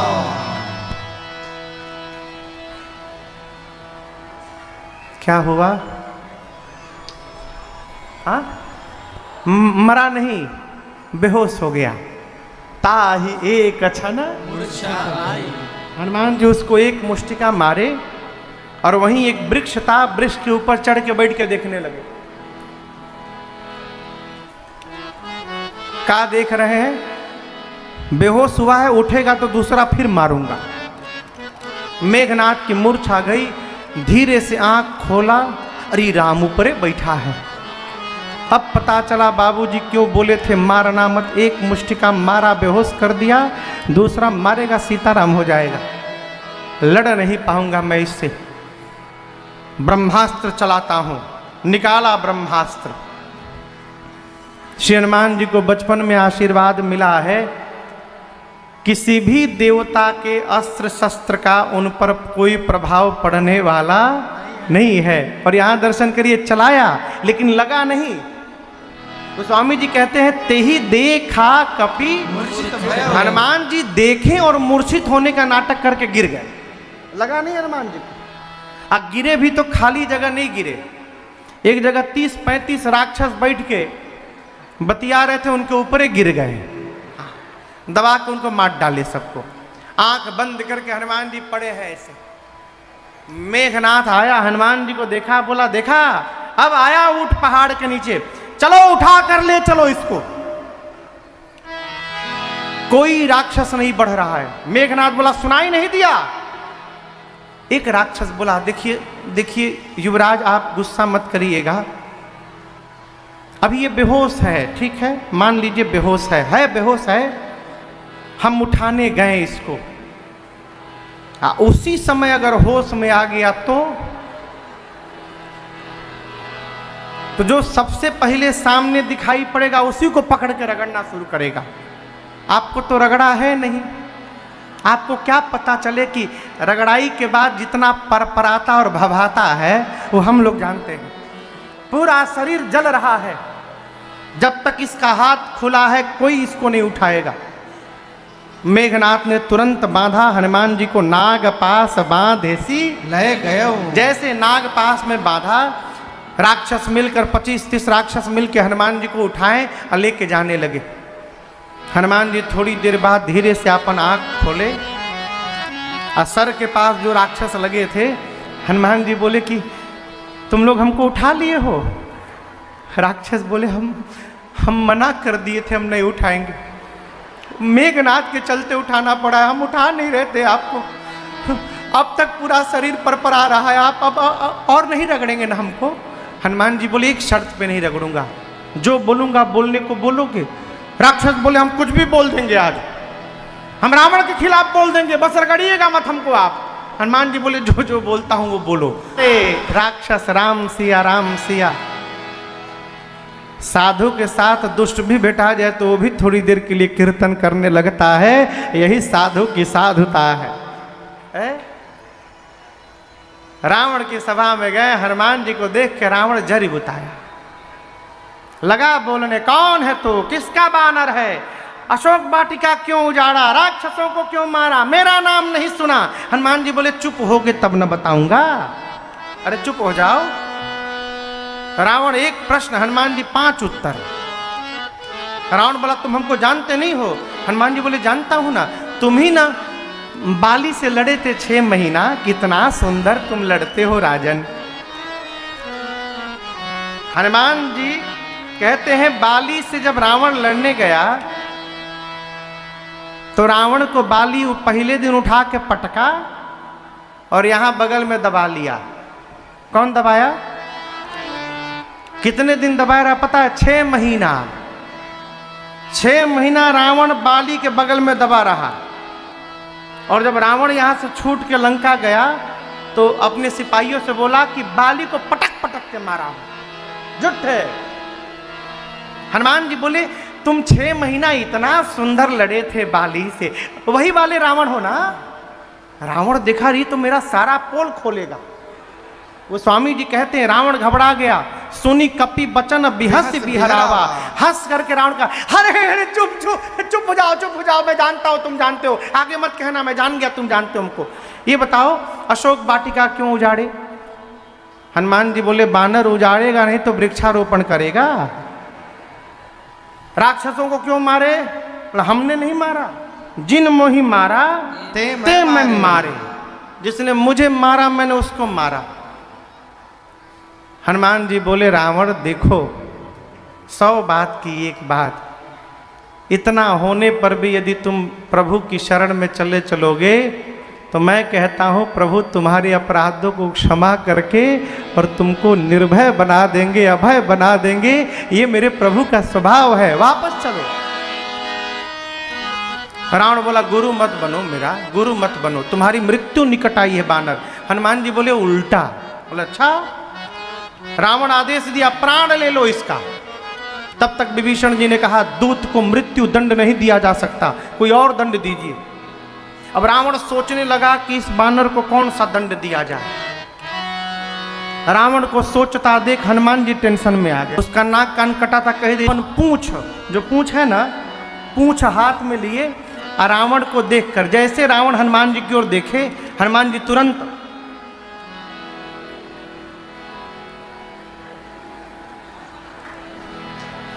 रावण को देख देख के लगे पूंछ को प्रणाम करने। रावण 2-3 बार देखा, अच्छा कपि के ममता पूंछ पर, इसको पूंछ से बड़ा प्रेम है, पूंछ से रिलेटेड दंड दिया जाएगा। कौन सा दंड दिया जाए? हनुमान जी कहे अरे राम कहीं पुछवा काटने का आदेश मत दे। हनुमान जी ने सरस्वती मैया से कहा माई हमको जितना करना था हम कर लिए, अब आप रावण की मति पलटो। सरस्वती जी ने रावण की मति पलटी। रावण ने कहा आग लगा दो इसके पूंछ में। हनुमान जी बोले थैंक यू सरस्वती मैया, आपने रावण की मति पलट दी। अब रावण मेरी पूंछ में आग नहीं लगाएगा, रावण अपनी लंका में आग लगाने वाला है।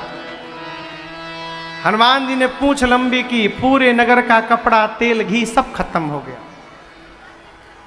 आपको बतावें राक्षस जब अपने घर से कपड़ा लाते थे तो हनुमान जी को दिखाते थे, देखो देखो देखो ये कपड़ा जो है ना ये हमारा घर है और वहाँ से कपड़ा लाया हूँ, तुम्हारे पूंछ में लपेट के आग लगाया जाएगा। हनुमान जी मने मन बोले दिखाओ दिखाओ घर दिखाओ हमको। जो जो इस अग्नि कार्यक्रम में चंदा दे रहा है ना, कपड़ा तेल घी जो भी सहयोग कर रहा है, अपना अपना घर दिखाओ, हम घर देखते जा रहे हैं, सेट करते जा रहे हैं यहाँ दिमाग में। एक बार आग लगने दो, जो जो चंदा दिया है उसके घर में प्रसादी बांटने उतरूंगा मैं।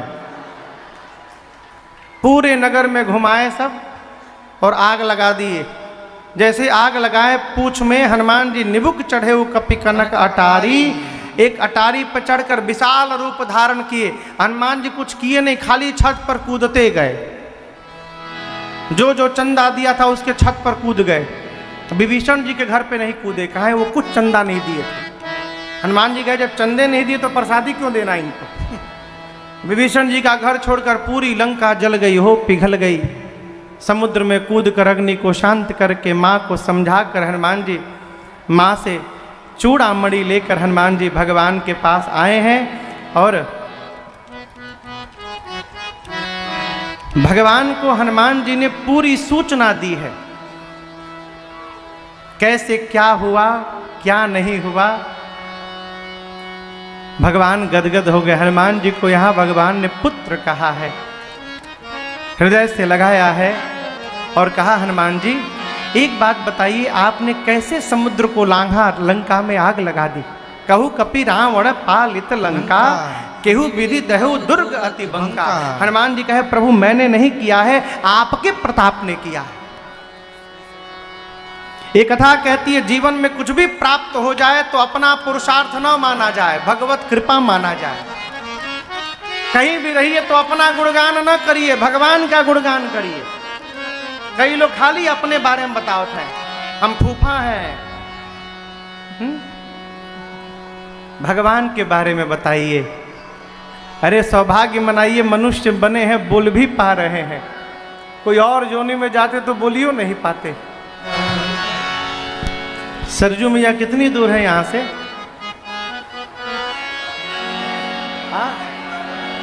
12 किलोमीटर। चलिए 10 ना 10 ना 12, 11 किलोमीटर दूर नहीं है। अरे राजन सरजू जी में गोता जाके लगाना है, हरि जी का गुण गाना है। कई लोग तो पूरा कार्तिक गोता लगावत हैं सवेरे सवेरे 3:30 बजे। हाँ, फिर पूजा करत हैं घर में, फिर हनुमानो जी के दर्शन करत हैं। हाँ, बड़े भाग्य मनुष्य तन पावा, सफल बनाना है। कैसे बनी? तो हरि जी का गुण गाना है। भगवान की प्रशंसा करनी है। सारे कपियों को लेकर भगवान समुद्र के किनारे गए। बीच में विभीषण जी की शरणागति होती है। भगवान ने तुरंत जल से विभीषण जी को लंका का राजा घोषित किया है। भगवान पूछने लगे समुद्र को कैसे पार किया जाए। विभीषण जी भगवान प्रार्थना में बैठ गए। इधर विभीषण जी के पीछे रावण के 2 अनुचर आए थे, गुप्तचर, पकड़े गए वो भी। लक्ष्मण जी ने पत्र देकर कहा जाकर रावण से कहना बाँच के छाती जुड़वाएगा अपना। उनका नाम था सुख सारन। पहुंचे रावण के पास। रावण पूछा ये बताओ कितनी बड़ी सेना है? छोड़िए 18 पद्म केवल सेनापति हैं। कितने? 18 पद्म। पद्म समझ रहे हैं? कितने लोग पद्म समझते हैं? बहुत कठिन पढ़ाई है ना, हमारे जमाने की पढ़ाई है ये। हाँ, यहाँ सब नए नए लोग बैठे हैं, कोई जानता ही नहीं। इकाई दहाई आवत है, इकाई दहाई सैकड़ा, ओकरी आगे बोलत जाइए। 10 अरब खरब 10 खरब। हाँ, नील 10 नील, फिर एक पदम। इतना होने के बाद एक पदम है। अरब खरब नील के बाद एक पदम है। सुख सारन बोले 18 पदम खाली वहां सेनापति हैं। अब एक सेनापति के नीचे 1100 लड़ने वाले सिपाही। अब गुणा करिए कितना बानर थे वहां पर। जितना बताया गया है यदि उतने बानर सही में हो जाएं तो पूरी धरती की नहीं थे, लेकिन मुझे ऐसा लगता है कि इसका दिमाग फट जाए। ऐसा संख्या बता दो कि इसी में हार जाइए। बोले 18 पद्मखाली सेनापति हैं। रावण पूछा सबसे वीर योद्धा कौन है वहां? बोले वीर का तो पता नहीं चला, सबसे कमजोर का पता चला है। एक सिपाही एकदम किनारे एकदम दीनहीन अवस्था में बांधा गया था, बानर, वो सबसे कमजोर है। रावण बोला कौन था? बोले जो लंका में आग लगाने आया था,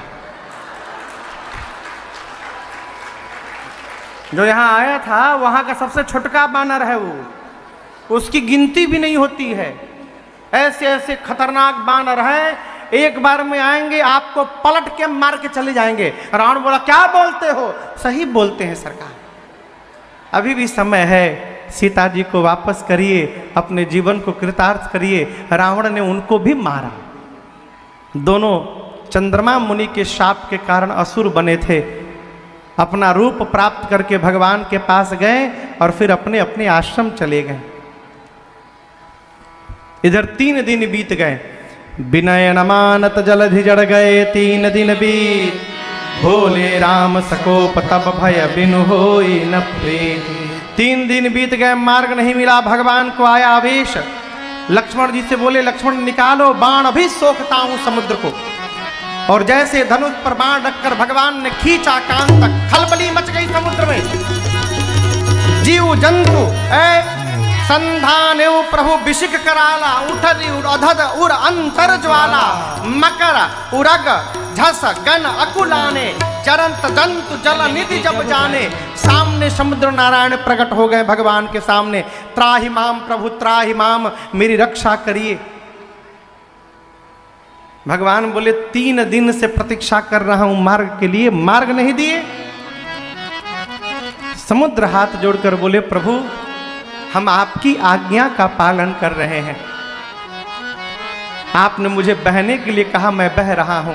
आपने मर्यादा बनाई है नाथ कि हम 5 तत्वों के साथ गगन समीर अनल जल धरणी, इनके साथ व्यवहार करना हो तो इन 5 को देखना चाहिए, ढोल गवार शूद्र पशु नारी। आप जब ऊपर नीचे लिखिएगा तो समुद्र के नीचे पशु आएगा, ढोल गंवार शूद्र पशु गगन समीर अनल जल। समुद्र नारायण कहते प्रभु जल के साथ वही व्यवहार करना चाहिए जो व्यवहार पशु के साथ किया जाता है। पशु को घर में बांध करके रखा जाता है। आप मुझे पार करना चाहते हैं तो आपको मुझे बांधना पड़ेगा, सेतु बंधन करना पड़ेगा। आपकी सेना में 2 कपि हैं नल नील, जिनके स्पर्श से पत्थर तैरेंगे। मैं भी वचन देता हूं अपने लहरों को शांत कर लूंगा। आप में से कौन कौन रामेश्वरम गया है?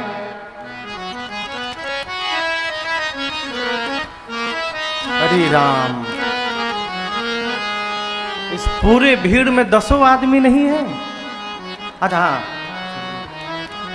हम लोग तो गए हैं, 100 आदमी मान लेते हैं। अब बाकी लोग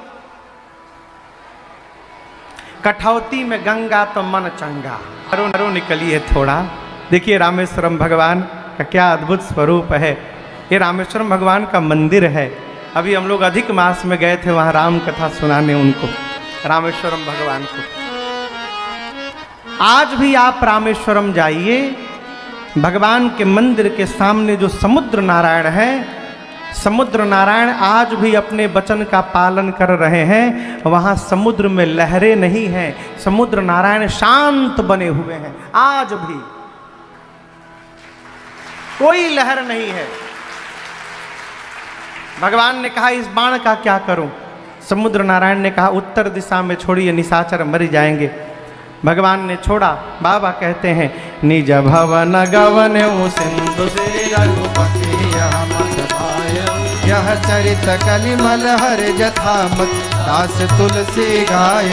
सुख भवन संतय समन दमन विषाद, रघुपति गुण गणा। सुख भवन संतय समन दमन विषाद, रघुपति गुण गणा। सभी सकल आस भरोसा, सुनहि संतत लक्ष्मण तज सकल आस भरोस गावै सुनहि संतत सठ मना सुनहि संतत सठ मना सुनहि संतत सठ मना सकल सुमंगलदायक रघुनायक गुणग्राम सादर सुनहित तरहि भव सिंधु बिना जल जान। यहाँ सुंदरकांड की कथा पूर्ण होती है। अब कुल 15 मिनट की कथा बची है, इसलिए कोई उठेगा नहीं। अब जो जहाँ वहाँ बैठिए, इतना बैठे हैं आप लोग। राम राज्याभिषेक महोत्सव होने वाला है, 15 मिनट और बैठिए। पता है भूख लग गई है, हमहू को लग गई है? चिंता न करिए, खूब चकाचक भंडारा आज है। कथा के बाद, आरती के बाद जाकर प्रसाद पाइएगा। और एक सूचना आपको दे दूं, ये जो कथा हम और आप पिछले 14 से लेकर आज 22 तारीख तक यहाँ पर गाए हैं, इस कथा का आप विशेष प्रसारण आस्था भजन चैनल पर अगले महीने 7 दिसंबर से लेकर 15 दिसंबर तक दिन में 10 बजे से लेकर 1 बजे दोपहर तक आप फिर से 9 दिन इसका दर्शन लाभ कर सकते हैं आस्था भजन पर। ठीक ना? अब मैं आदमी कथा कम सुनी, आपन फोटो खोजी। हमार फोटो हुआ कहाँ बाबू? तो इसको फिर से यही कथा हमको आपको सुनने को मिलेगी आस्था भजन पर अगले महीने 7 दिसंबर से 15 दिसंबर। सेतु बंधन हुआ। सेतु बंधन के बाद भगवान ने समुद्र तट पर भगवान शिव के लिंग की स्थापना की, जिनका नाम रामेश्वरम पड़ा। आइए एक बार भाव और श्रद्धा से बोलिए रामेश्वरम भगवान की जय। भगवान लंका में पहुंचे, अंगद जी को शांति दूत बनाकर भेजा गया है रावण को समझाने के लिए। रावण नहीं माना, युद्ध प्रारंभ हुआ। पहले दिन के युद्ध में रावण की आधी से अधिक सेना समाप्त हो गई, गोस्वामी जी कहते हैं पहले दिन ही। दूसरे दिन लक्ष्मण भैया को शक्ति बाण लगा। लेकिन आपसे निवेदन करूं, ऐसा बिल्कुल न समझिएगा कि सजीवन बूटी से ही लक्ष्मण जी वापस जगते। राम जी चाह ही देते और लक्ष्मण भैया मूर्छा से न जगते, ऐसा संभव है क्या? प्रभु त्रैलोक्य को मार करके जीवित कर सकते हैं। प्रभु सकत त्रिभुवन मारी जिया। लक्ष्मण जी तो मूर्छित है केवल, लेकिन भगवान ने क्यों नहीं जगाया? लक्ष्मण भैया 14 साल से दिन रात जगे हैं, सोए ही नहीं हैं राम जी की सेवा में। भगवान सोचे बहुत बढ़िया अवसर आया है, सबको सजीवन बूटी में फंसाए रखो, इसी बहाने मेरे भाई को एक रात विश्राम करने का समय मिल जाएगा और लक्ष्मण जी आराम कर लेंगे। हनुमान जी सजीवन बूटी लाए, लक्ष्मण जी मूर्छा से प्रातः काल बाहर आए। अगले दिन प्रभु ने कुंभकर्ण को गति दी है। रावण ने जब कुंभकर्ण को जगाया है और बताया है तो कुंभकर्ण बहुत चिल्लाया रावण पर, बोला मूर्ख रावण, तूने जगदम्बा का हरण किया है और जगदम्बा का हरण करके कल्याण ढूंढता है। भगवान को बुला लिया है तो जाता हूँ, आज मैं भी राम के हाथों मुक्ति प्राप्त कर लूँगा। कुंभकर्ण आया, भगवान ने उसको गति प्रदान की है। अगले दिन भगवान ने लक्ष्मण जी से कह के मेघनाथ को गति प्रदान कराई है। जब सबको मुक्त करा लिया रावण, तो अंत में स्वयं चला युद्ध करने। जितनी बार भगवान उसके सिर भुजाओं को काटते हैं, उतनी बार नवीन सिर भुजाएं निकल आती हैं। विभीषण जी ने कहा, प्रभु इसके नाभि में अमृत कलश है, जब तक आप उसको नहीं सोखिएगा ये मरेगा नहीं। अब भगवान ने 31 बाण निकाला, एक साथ चलाया है। 20 बाणों ने 20 भुजाओं को काटा, 10 बाणों ने 10 सिरों को काटा और 31वां बाण जैसे रावण के नाभि में लगा, रावण जोर से चिल्लाया, गरजे मरत घोर रव भारे, कहाँ राम रण हथों पछारे, कहाँ राम रण हथों पछारे, कहाँ राम रण हथों पछारे। ऐ जैसे बाण लगा रावण चिल्लाया, कहाँ है राम, अभी दौड़ा कर मारूंगा। इस प्रकार मरते समय रावण के मुख से भी राम शब्द निकल गया और उसका तेज भगवान के मुख में प्रवेश कर गया। बोलिए रामचंद्र भगवान की।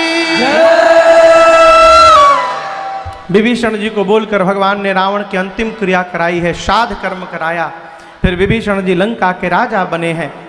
सीता मैया को लेकर आए। ये सीता मैया असली है कि नकली?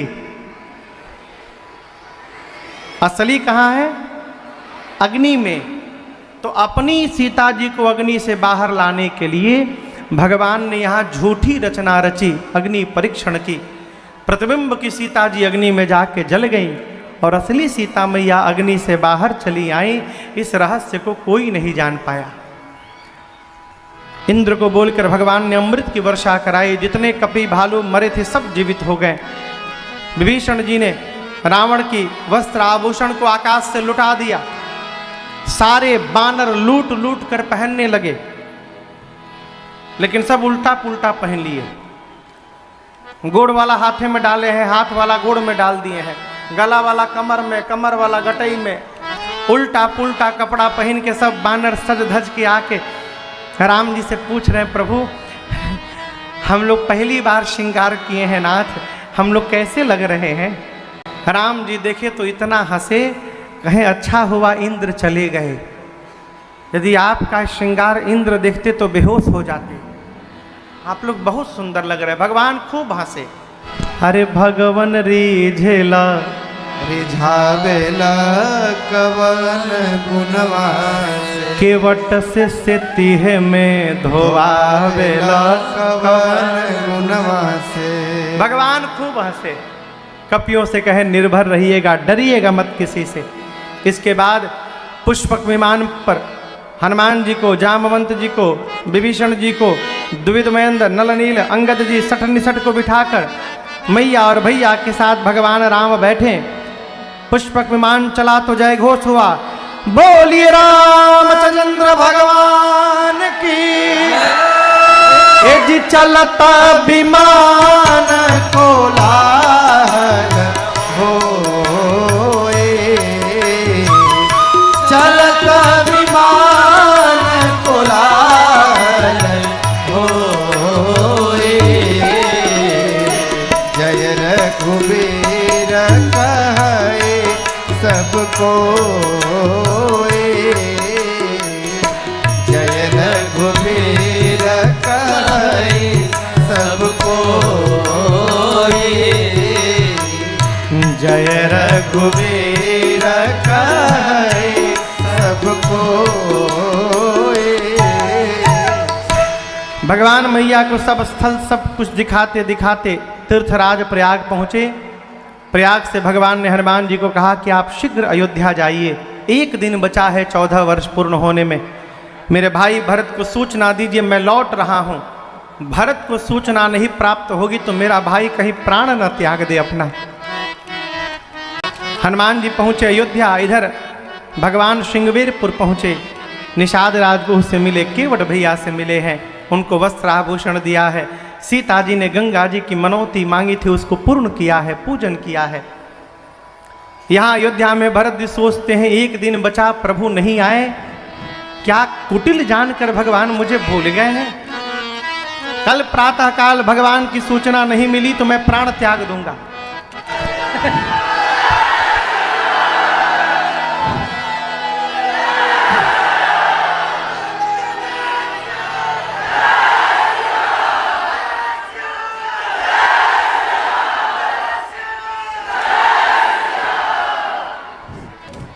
अब हम हो बोली, बैठ जाइए, जो जहां है वहीं बैठ जाए।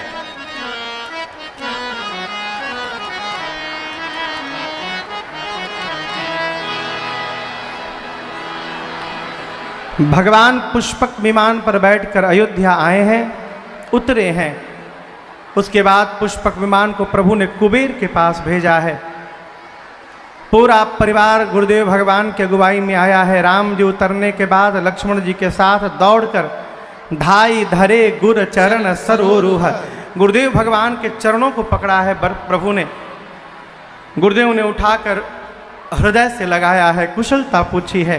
राम जी बोले, गुरुदेव आपके चरणों का दर्शन प्राप्त हो गया, आप जीवन में सब कुछ कुशल हो गया मेरे। ब्राह्मणों को प्रणाम करके जैसे राम जी आए, अब भरत भैया ने जाकर भगवान श्री राम को दंडवत किया है। प्रभु ने बरबस उठाकर हृदय से लगाया। अयोध्यावासी बोलने लगे, वो देखो चारों भैया एक दूसरे से मिले। अवधवासी सोचने लगे, क्या राम जी भरत जी की तरह हम लोगों से भी मिलेंगे? यहाँ भगवान एक साथ अनेक रूप में प्रकट होते हैं और जो जिस योग्य है उस योग्य से भगवान उसको हृदय से लगाते हैं। गुरुदेव का परिचय भगवान ने मित्रों से कराया, मित्रों का परिचय गुरु जी से कराया। राम जी जानते हैं माँ कैकेयी लज्जित है, इसलिए राम जी सबसे पहले माँ कैकेयी के पास गए। अनेक प्रकार से माँ का प्रबोधन किया है। भाइयों को गुरु आज्ञा लेकर भगवान ने अपने हाथों से स्नान कराया है, फिर स्वयं स्नान करते हैं। सीता मैया को माताओं ने सजाया है, स्नान करके दिव्य वस्त्र आभूषण पहनाया है। 14 वर्ष बाद भगवान को दिव्य अलंकार से सुसज्जित देख गुरुदेव भगवान ने निर्णय किया, मैं इसी समय राम जी का अभिषेक करूंगा। तुरंत दिव्य सिंहासन मंगाया गया। रवि समते जसो बरनी न जाई, प्रभु बैठे राम द्विजन सिर नाई।